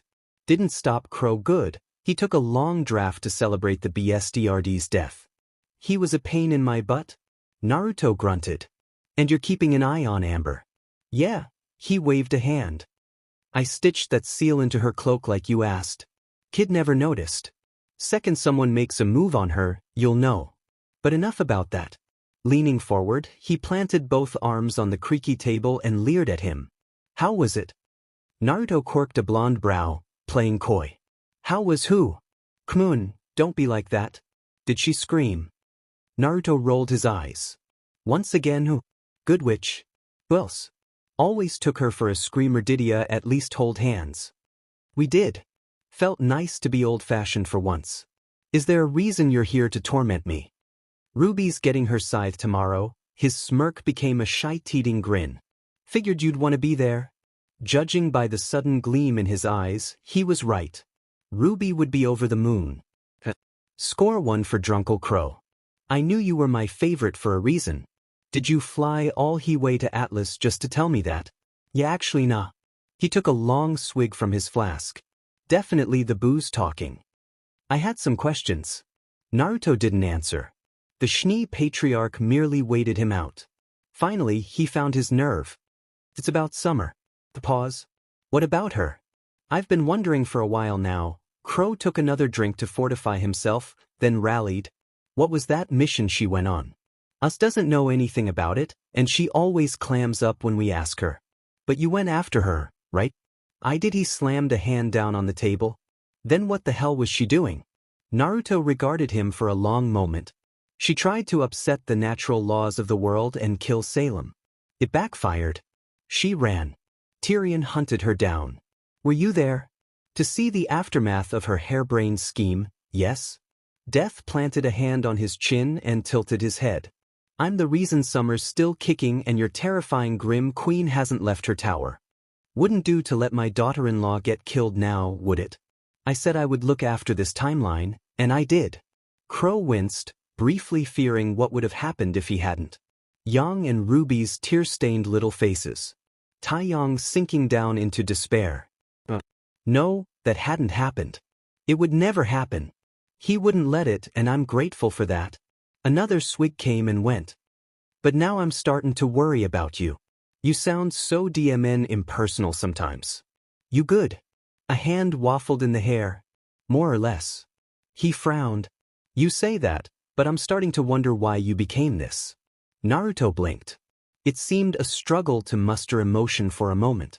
It was necessary. The tree showed me what I needed to be a while ago. You mean the place where you became death? The lights dimmed as he said the words, drawing more than a few baffled looks from several patrons. If I knew how to get back, I would. It was a one-way trip at the time. He raised a hand to inspect it, and a swirl of dark shadow shimmered over his fingertips. I became this to bring order to world that flouted the laws of life and death. No one else was going to do it, and the balance worked for a while. Until it didn't.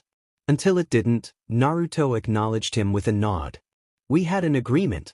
Salem broke it. Slim shoulders rolled in a restless shrug. Now she and Ozma will pay the price. I'm going to hunt down her agents, and then his if he gets uppity. And just like that, Qrow Branwen was immensely glad he'd chosen to SW's sides when it mattered most. Yeah, but why as though? I've been killing him for ages, the old Reaper replied. One parasite is no different from another. Okay, that he disagreed with. He's done a lot of good for the kingdoms, you know? Yes, but he's also done a lot of bad, hasn't he? That was before my time. I know, Qrow. A beat of silence passed between bad luck and death. Do you regret it? Qrow asked at last. Do you ever wish you didn't become this? Sometimes. Naruto surprised him by uncorking the Asophie-touched bottle and taking a long languid sip, then set it down with a sigh. But it had to be me. Someone else might have gotten it wrong. Yeah, I know. He stifled a yawn behind one hand. You're always saying that. I say those words for a reason, you know. I chose to become this. No one else could. But that means in an instant he understood. Really understood. Naruto had been around for a while. He'd been deaf even longer. Nicholas Schnee was simply the latest face he wore. Far as he knew, old Saint Nick like hell he'd scare the sirpy out of kids in a Santa suit had been around for as long as Ozma and Salem, maybe even a little longer. Just what did you give that things? She's not a thing, she's the tree. Naruto admonished him. Don't insult a lady. And I gave her. He tapped his each with a promise. Should I ever lose faith in this world, I'll go back to her. Dread choked Qrow, turning his booze to so much swill in his mouth. What? No. Ruby and Yang needed their grandpa, never mind everyone else. He lunged across the table and grabbed his hands. You gotta hit it off with good, which I'll be your wingman. Naruto hid his face behind the palm of a hand. No. Qrow, yes, you're not gonna let this go, are you? Like hell I am. I'll see you two married by the end of the year. Naruto surprised him, then. Rather than retreat, he started to laugh. 0. He'd made progress. The realization shamed Pietro Polandia. After all, he was a scientist at heart, was he not? He should be delighted to push ahead, to excel by leaps and bounds, to forge new ground in the name of science. His kind pushed boundaries all the time. It was what they did. Atlas wouldn't be anywhere near the technological superpower it was now without the innovation of brave men and women in his given field. Faith, belief. Such things mean nothing to a man of science. Watts had said those words to him once, before things went so very wrong. He missed those days. Things were so much simpler then. Before the incident, funding for the project had been running low. Dangerously so. He'd been desperate. So he'd made a deal with the mysterious benefactor. He didn't realize who he was until it was much too late.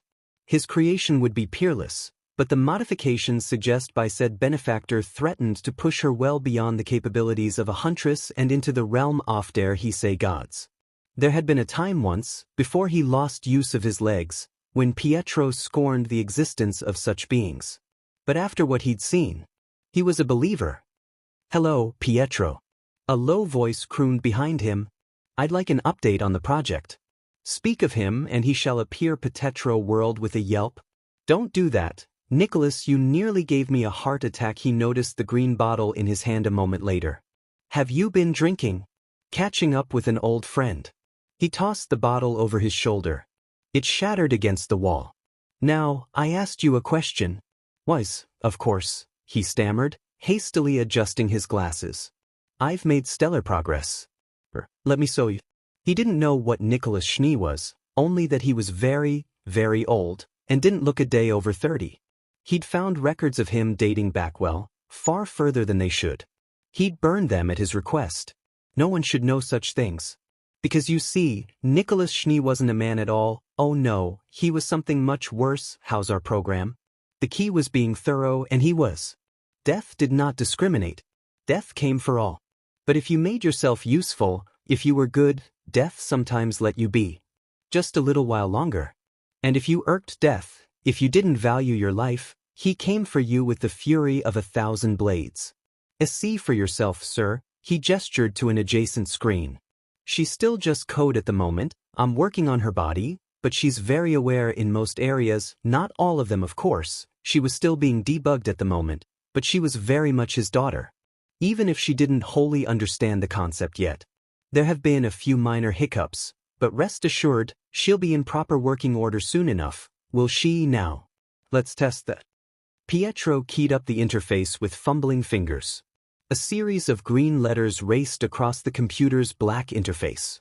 Hello, the speakers overhead chimed in a female voice, faintly tinny. I am Penny. Pleased to make your acquaintance, remarkable. Naruto smiled. You actually did it. Hello, granddaughter. It's so nice to finally meet you. There was a pause as Penny's program processed the words. What is a granddaughter? Pietro Dimenneer choked on his own spit. Blast of all the things for her not to know, simple, the smile that split Naruto's face was almost sad by comparison. It means your family. That sounds sensational, she replied, but what, pray tell, is a family? Well, a family is a little something like this, he told her. You could kill her, true. But what saves your life after she's dead? What stops me from pulping your head with a red raisin? Everyone already thinks that girl is dead.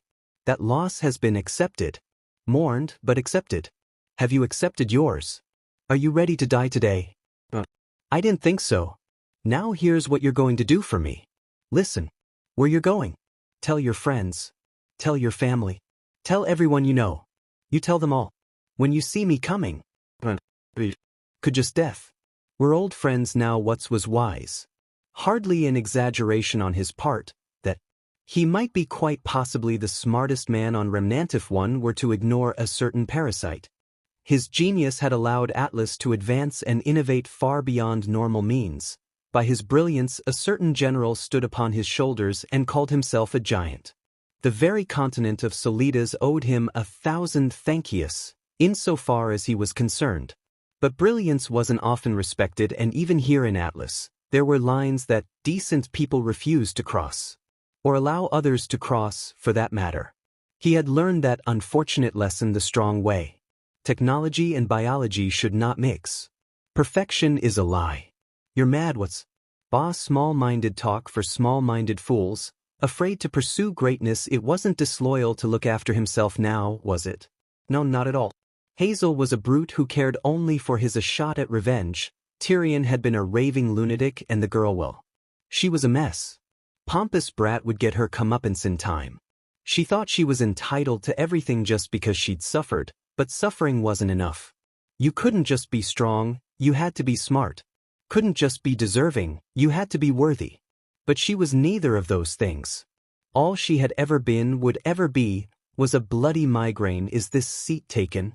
For little words, and yet they snapped Arthur out of his doldrums as surely as a blow to the head, and with it came fear. He raised his gaze, clutching a mug of brandy between his hands, fighting down a flinch now as someone dragged a chair back. Slowly, loudly, without so much as a care in the world. He paid no heed to the other patrons and took his time, drawing out the moment, the sound, the noise. Were it anyone else, anywhere else, he would have snapped at them. Not now. Not here. Not with him. He'd chosen seedy little dive down in the depths of Mantle for their rendezvous, far away from the prying eyes of the world. Even so, he still found himself skittish as the hooded figures sat opposite him. Their face lay steeped in shadow, but were one to squint, they might glimpse a pair of whiskered cheeks dimpled in a thin grin. He didn't trust that smirk for a moment. He'd seen that same smile before the slaughter began, and knew not to trifle with it. But if he was here now, that meant he'd received his message and agreed to meet. Why did that not fill him with confidence? You weren't seen? Of course not. He bristled. I rigged all the cameras in the area. Have you forgotten who you're talking to? The hooded man Naruto tilted his head a fraction of an inch. Have you? Watts winced, belatedly realizing his mistake. Forgive me, my lord. It was a momentary lapse. Death rumbled a laugh. Don't worry about it. We all make mistakes. I trust it won't happen again. It most assuredly would not. There was a time when he had thought science could conquer all, perhaps even defeat death itself. Naive of him. As a scientist, nay, a doctor, he was no stranger to pain and suffering. One might say they were old friends. But death? That was another matter. A terrifying prospect, even to one such as he. A man only lived once. Unlike a certain grim queen and a pesky parasite, he was far from immortal. Salem and Ozma could die as many times as they liked, but a single bullet would do him in. His betrayal wasn't a recent one. He'd taken his chance years ago and turned his coat the moment he realized what he was up against. For you see, Watts was wise, but he preferred not to fight. After all, he wasn't a proper huntsman like the rest. He could defend himself when pressed, but he was first and foremost a warrior of the mind. You couldn't fight death and win, but you might be able to outsmart it. Death came for all, sooner or later, but it was his hope that death wouldn't take him just yet, so long as he proved himself useful. Perhaps, had he realized just how much he had in common with Pietro Polendina in this moment, he might have felt better about himself. Alas, he did not, and was left to stew in his misery as Nicholas Schnee Naruto waved down a waitress for a drink. He wasn't fooled by that smiling face, not taken in by those kind words nor the cunning facade. He'd heard his whistle, felt the bite of his sickles against his throat, and those words, "You have two choices. Die or serve me." What will it be? A man had to look after himself first and foremost. Of course, Salem would kill him painfully should she ever learn of his treachery, to say nothing of Ozma should he ever flee to him. But there were worse things than death. An end that lasted eons, a death by 1,000 cuts, or worse, slowly having one's soul shaved away piece by painful piece. But his true emissary was glaring his way, and he knew better than to make him wait. "Here's everything I have on her current plans." He slid a black scroll across the table to him. "My new virus, Salem's schemes for Beacon, the White Fang, the Maidens, even that foolish girl she's picked up a few years back." His emmer went still. Perhaps he could turn this to his advantage after all. Yes, an ambitious beach by the name of Cinder. She's picked up 2 minions of her own. The Reaper said not a word. Was that anger in his eyes? He couldn't tell. "Are you familiar with them?" The silence that followed proved stifling. What's new? A minefield when he saw one and wisely retreated. "Yes, of course," he temporized, raising both hands. "It's not my place to pry." "And the Fall Maiden? What of her?" "Amber, if memory serves. A wandering waif and quite vulnerable." He leaned in closer, masking his mouth with one hand. "I wouldn't put it past Cinder and her precious pawns to make a move against her." Naruto already knew the name. Watts could see the recognition in his eyes. "I have her last known coordinates here." Naruto accepted them without a word, and when he didn't immediately retort, Watts dared to push the envelope. "I understand the roads of Vale are quite dangerous this time of year." His mustache quirked in a smirk. It was such a shame if an accident befell poor Cinder. To his great delight, Naruto mirrored that smile. "It would indeed. You've done well, Watts." He withdrew a vial from his coat, brimming with red liquid. "A sample of my BLD, as promised. Do with it what you will." Relief crashed through him. "May I?" Naruto waved him on. He needed no further encouragement. He uncorked the vial, pressed it to his lips and knocked it back as one might a shot at last call, draining it to nearly the last drop. Sweet ambrosia. He could already feel it taking effect as he swallowed. His wrinkles receded, his hair regained its dark luster as the aches and pains of age faded away. And in their absence mind became sharper, his thoughts clearer than they had been in decades. Much better. He wiped his mouth with a napkin, whisking that last bead of BLD away in the vial for further study. "You have my thanks." Naruto looked up suddenly as though sensing something. Whatever it was must have startled him, because he moved in a rush. He burst to his feet, sweeping back his cloak as he did. "If she makes any more moves, I'll keep you well apprised of any future schemes." "Where are you going?" "To Vale," he said in passing, downing his glass. "I'll be right back." "Oh, and what's?" "Yes. Whatever plans you have for the Schnee family for my family, I suggest you drop them." A flicker of baleful light was his only warning.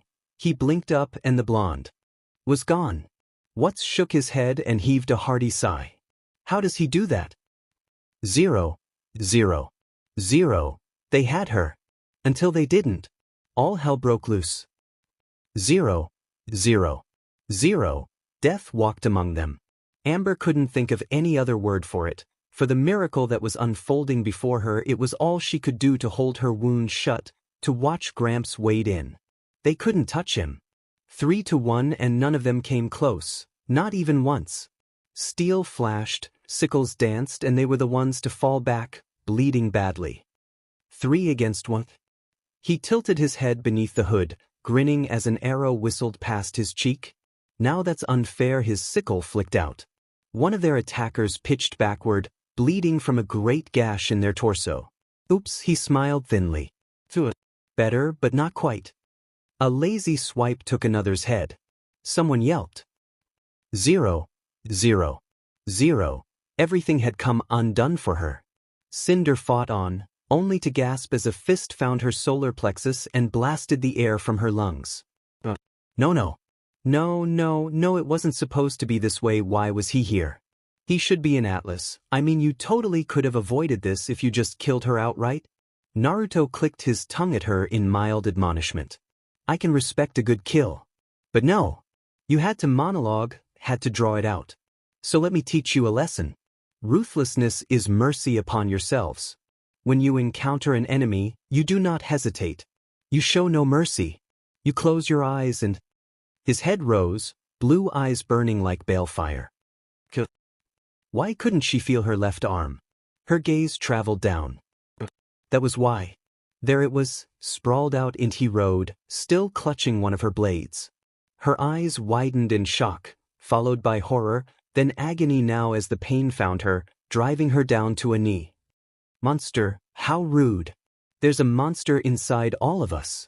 I'm just a little more in tune with mine these days. Get up now, before I make you. He strode her way, tugging back his hood as he went. For the record, I'm not emotional about the maiden. He waved a hand flippantly, uncaring as a stray breeze ruffled his bangs. Those come and go like the tides. And here at last, those bright eyes went dark. But I am emotional that someone laid their hands my granddaughter. Her gaze strayed to Amber and saw why. The girl looked far too smug for her liking. Oh, sure, my granddaughter. The very world howled with him for a moment, only to fall eerily silent. You tried to kill my kin. My BLD, my baby girl. No amount of lean or promises or pleas can pay for that. Cinder, for that. His sickles whistled out in a song of steel. I want a P&D of flesh. Her stomach bottomed out, her heart hammered in her and her throat went dry. What? A P&D of flesh. His smile didn't waver. It matters not to me where on your anatomy it is withdrawn from. If you don't have the stomach to take it for yourself, I will. Could she have the rage back? She would gladly take the rage over this eerie, glacial calm, this frigid terror sapping her very soul. She grasped for straws and found one. You already took my arm, surely that's enough. He looked past her lazily. Why, so I did. But what you fail to realize is that there are 3 of you, and I require a P&D of flesh from each. What? And since you're the only one awake, her eyes widened as she realized what he intended. I'll settle for the whole DMN thing here. A flash of silver raked across her left eye, blinding her forevermore. She recoiled with a yowl, and slashed at him wildly, buying herself precious seconds in which she turned to flee for all the good it did her. An annoyed growl reached her ears before she made it a yard away, and pain flashed across her Achilles heel, hamstringing her, bringing her low. Can't have you running away now, can we? A hand closed around the back of her head, forcing her into the mud. That would be rude. Cinder writhed around in his grasp and flung up her good hand, fingers inches from his face. His eyes widened. She flared fire in his eyes, trying to melt his face away, all for naught. His intact visage leaned through the smoke, trailing wisps of dark haze. Is that really the best you can do? Her mouth worked wordlessly, struggling to say something, anything. You, the bemused blonde frowned. You're ye at dying, you know that? Cinder Fall never saw the strike that ended her life, only a flash of steel and a brief moment of weightlessness. Somehow, her life didn't end immediately. She was still dimly aware of it all, of the seconds that followed as her body pitched forward. Her head tumbled from her shoulders, struck the ground, bounced once, and rolled to a halt at Amber's feet. Her good eye widened. The last thing she saw was the Fall Maiden's scowl, her leg rearing back, winding up to stomp down on her skull. Crunch. Naruto clicked his tongue in mild approval as she crushed her head. Good girl. Stay right there, sweetie. Grandpa just needs a second. A groan pervaded the air behind him, and bemused, he craned his head back. Oops. Looks like one of her pawns is still alive. How sloppy of me. He waltzed their way, roughly rolled then onto their back, looked into their dying eyes, watched them widen now as they beheld him. Look at you, wasted and gasping for air. He crouched on before them, smiling. Poor thing. You didn't ask for any of this. They tried to speak, but managed only a gurgling bloody gasp. Pity stirred in his tired old heart. He offered them a clawed hand. Want a job? Riddle me this. What's the value of a life? Not the meaning, mind you, but the worth. That of a single mortal soul. The answer? Everything and nothing. It can be wonderfully priceless or utterly worthless. That's the beauty of it. In the end, life is what you make of it. Death is much the same, believe it or not. It can be rather warm at. It can also be quite cold. It can be terribly abrupt. It can be horridly slow. It can be a mercy. It can be agony. One might greet it as an old friend and go with it hand in hand, or rage like a lunatic against the fading light. In the end, I suppose it depends on the life you've lived. So I ask you once again, you who lay before me, what is the value of a life? And who are you? You're hired, interlude of an apprentice. Death had come.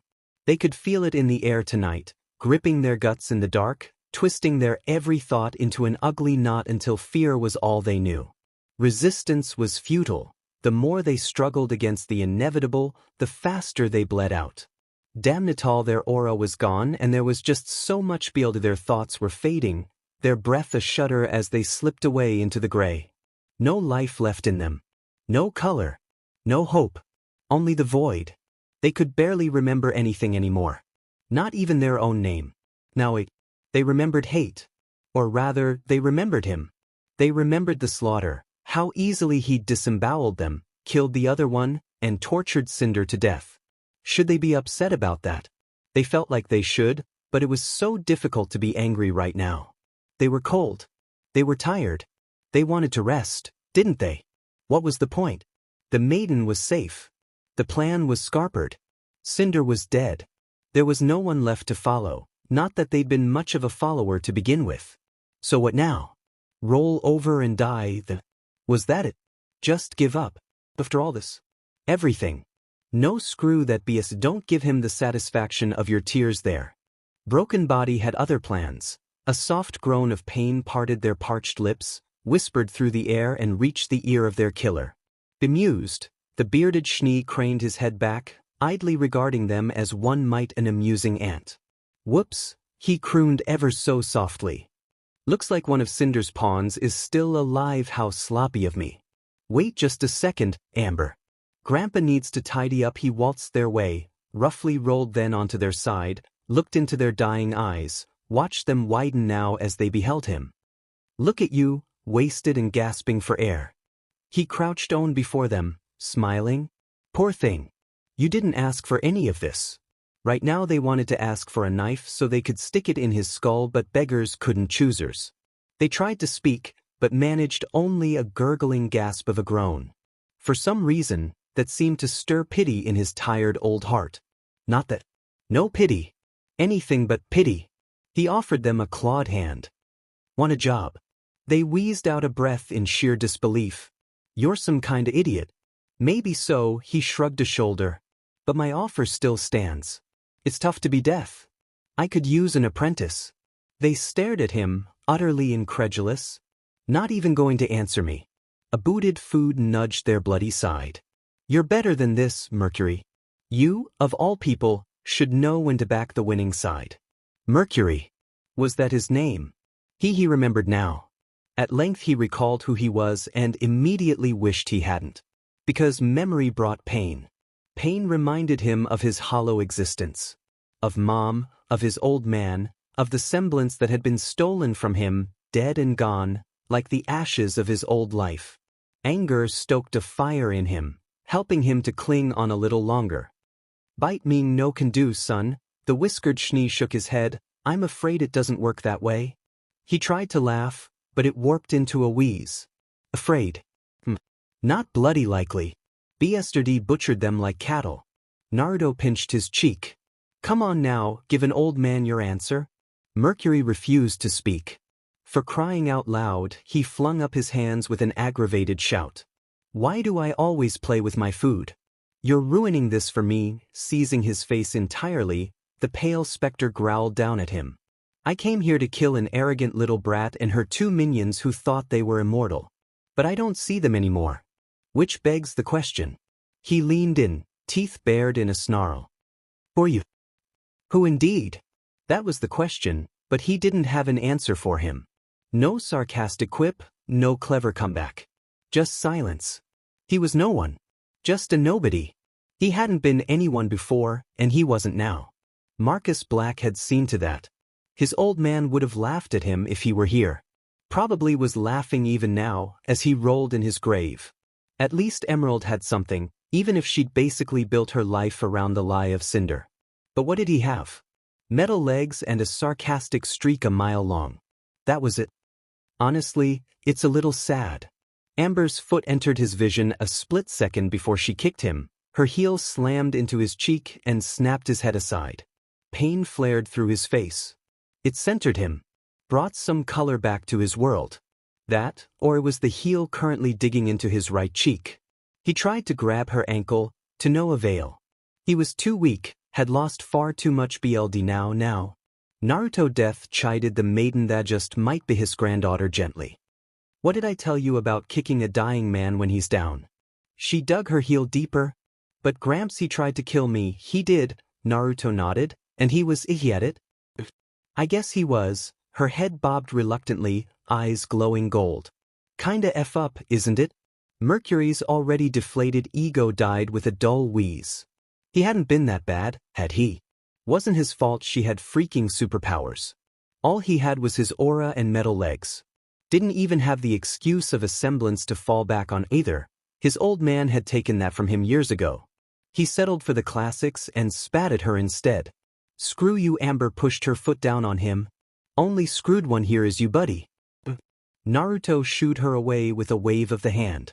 Can't have you killing this one before I'm done with him. Mercury growled at him, unable to even raise his head and glare at the man even now prolonging his demise. Just kill me. Or let me bleed out. Get it over with. They didn't, of course. Death wasn't feeling merciful today, apparently. The demon Schnee laid a hand on his gut and Mercury felt the wound close, stitching itself shut with agonizing slowness. Whether he was drawing that out or if he'd actually been wounded that badly was beyond him. He was an assassin. A killer. Not a doctor. Damn it all. He just wanted it to end. Why do you want me to live so DMN badly? You think I want to be death forever, whiskered Cheeks dimple in a self-same smile. I won't always be around. I'll have to hand this role over to someone eventually. Not now, of course. Maybe a few 100 years from now. Possibly 1,000. He shrugged a shoulder. Now seems as good a time as any to start training up an apprentice. Something kicked in his teeth. It felt like curiosity. Apprentice. A pale brow rose on mild admonishment. Did I stutter? Mercury flailed. But why me? Why not you? Amber huffed and stalked over to her horse. Aren't you the lucky one? Guess we're camping for 3 tonight or rude much. He hadn't even agreed to anything yet. I once met a man in armor who imparted a few wise words to me, even as Naruto spoke. A perilously pale hand grabbed Mercury's still healing wound and wrenched the last of it shut via some eldritch means he couldn't understand, forcing an agonized gasp from the assassin.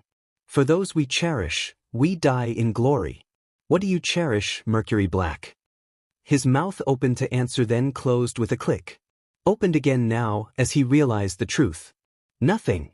Precisely. A bloody hand ruffled his hair. You're a blank slate. That's why I'm offering you a job. A purpose. A purpose. Despite his reservations, it sounded nice. When was the last time he had a purpose? Never. He couldn't remember ever having one. Killing his old man had been a goal, not a purpose, something he hadn't any choice in. It was either Marcus or him. He'd all but dragged himself out of their burning home only to stumble into Emerald and Cinder. The latter had all but taken over his life since. Wasn't like he had much of a choice in his employment afterward. But now Cinder was gone. Emerald too, which was a bit of a shame. He'd missing teasing that uptight beach, but she never would have accepted an offer like this. Or maybe she would have, and stabbed him in the back first chance she got. Betrayal sounded like the obvious choice, but it wasn't. He'd held no real loyalty to Cinder or Emerald. He'd followed them around because it was fun, and because Cinder wasn't likely to leave him alive if he tried to walk out on her. Working with her had been a bit more permanent than he would have liked. A job. Apprenticed to death himself. It almost sounded too good to be true. With that in mind, Mercury clasped both hands behind his head and stubbornly refused to rise from where he lay. Let's talk lean. What are the perks? How much do I get paid? Perks? Huh? Naruto belted out a laugh. This time it sounded genuine, not that death-shed cackle he'd heard earlier. Already trying to negotiate with me? Mercury tentatively allowed himself to hope, though he didn't dare show it. Can you blame me? This is hardly an ideal interview. Fair, his would-be-killer chuckled. What do you want, exactly? Vacation, paid time off, generous benefits? Then, because it was his nature to test the waters, and beaches. All the beaches. Amber huffed as she erected her tent. As if anyone would want to be with some like you, he couldn't resist needling her a little. Girl, you're jealous of my swagger. She snarled. There is no swagger, you literally have metal legs. Exactly, he winked her way. Ladies love prosthetics. This from the bipedal cripple. Mercury countered her instantly. Says the bipedal beach. You tried to kill me, I have a right to be bitchy. I failed, didn't I? The fall maiden snarled and went back to work. Naruto chuckled ruefully, content to let them have their spat. You're free to find and start a family while I'm training you, yes. You'll have plenty of time. Family. He liked the sound of that. And all the time in the world. Would he be immortal? Mercury Black, the immortal assassin. That had a nice ring to it. Yeah, this was starting to sound like a pretty fair deal here. Oddly enough, the idea of starting a family strangely appealed to him. He wouldn't be a worthless fuck-up like his old man. He'd be better. Any kid of his, son or daughter, would be a certified badass. Unable to help himself, he looked over to Amber, who was even now busily setting up camp. Any chance I could start with your granddaughter? Said granddaughter bounced a cooking pot off his head strong enough to give him a concussion. Over my dead body, aha, someone to tease, he could live with that. When do I start? Silence reigned supreme. And then, a grin split Naruto's face. Right now he moved a hand forward and stabbed his fingers deep into his unprotected teeth, seized his soul, and yanked. Pain followed, wild and excruciating. As for Mercury Blackwell, he blacked out. I just love the smell of fear. But simple. Means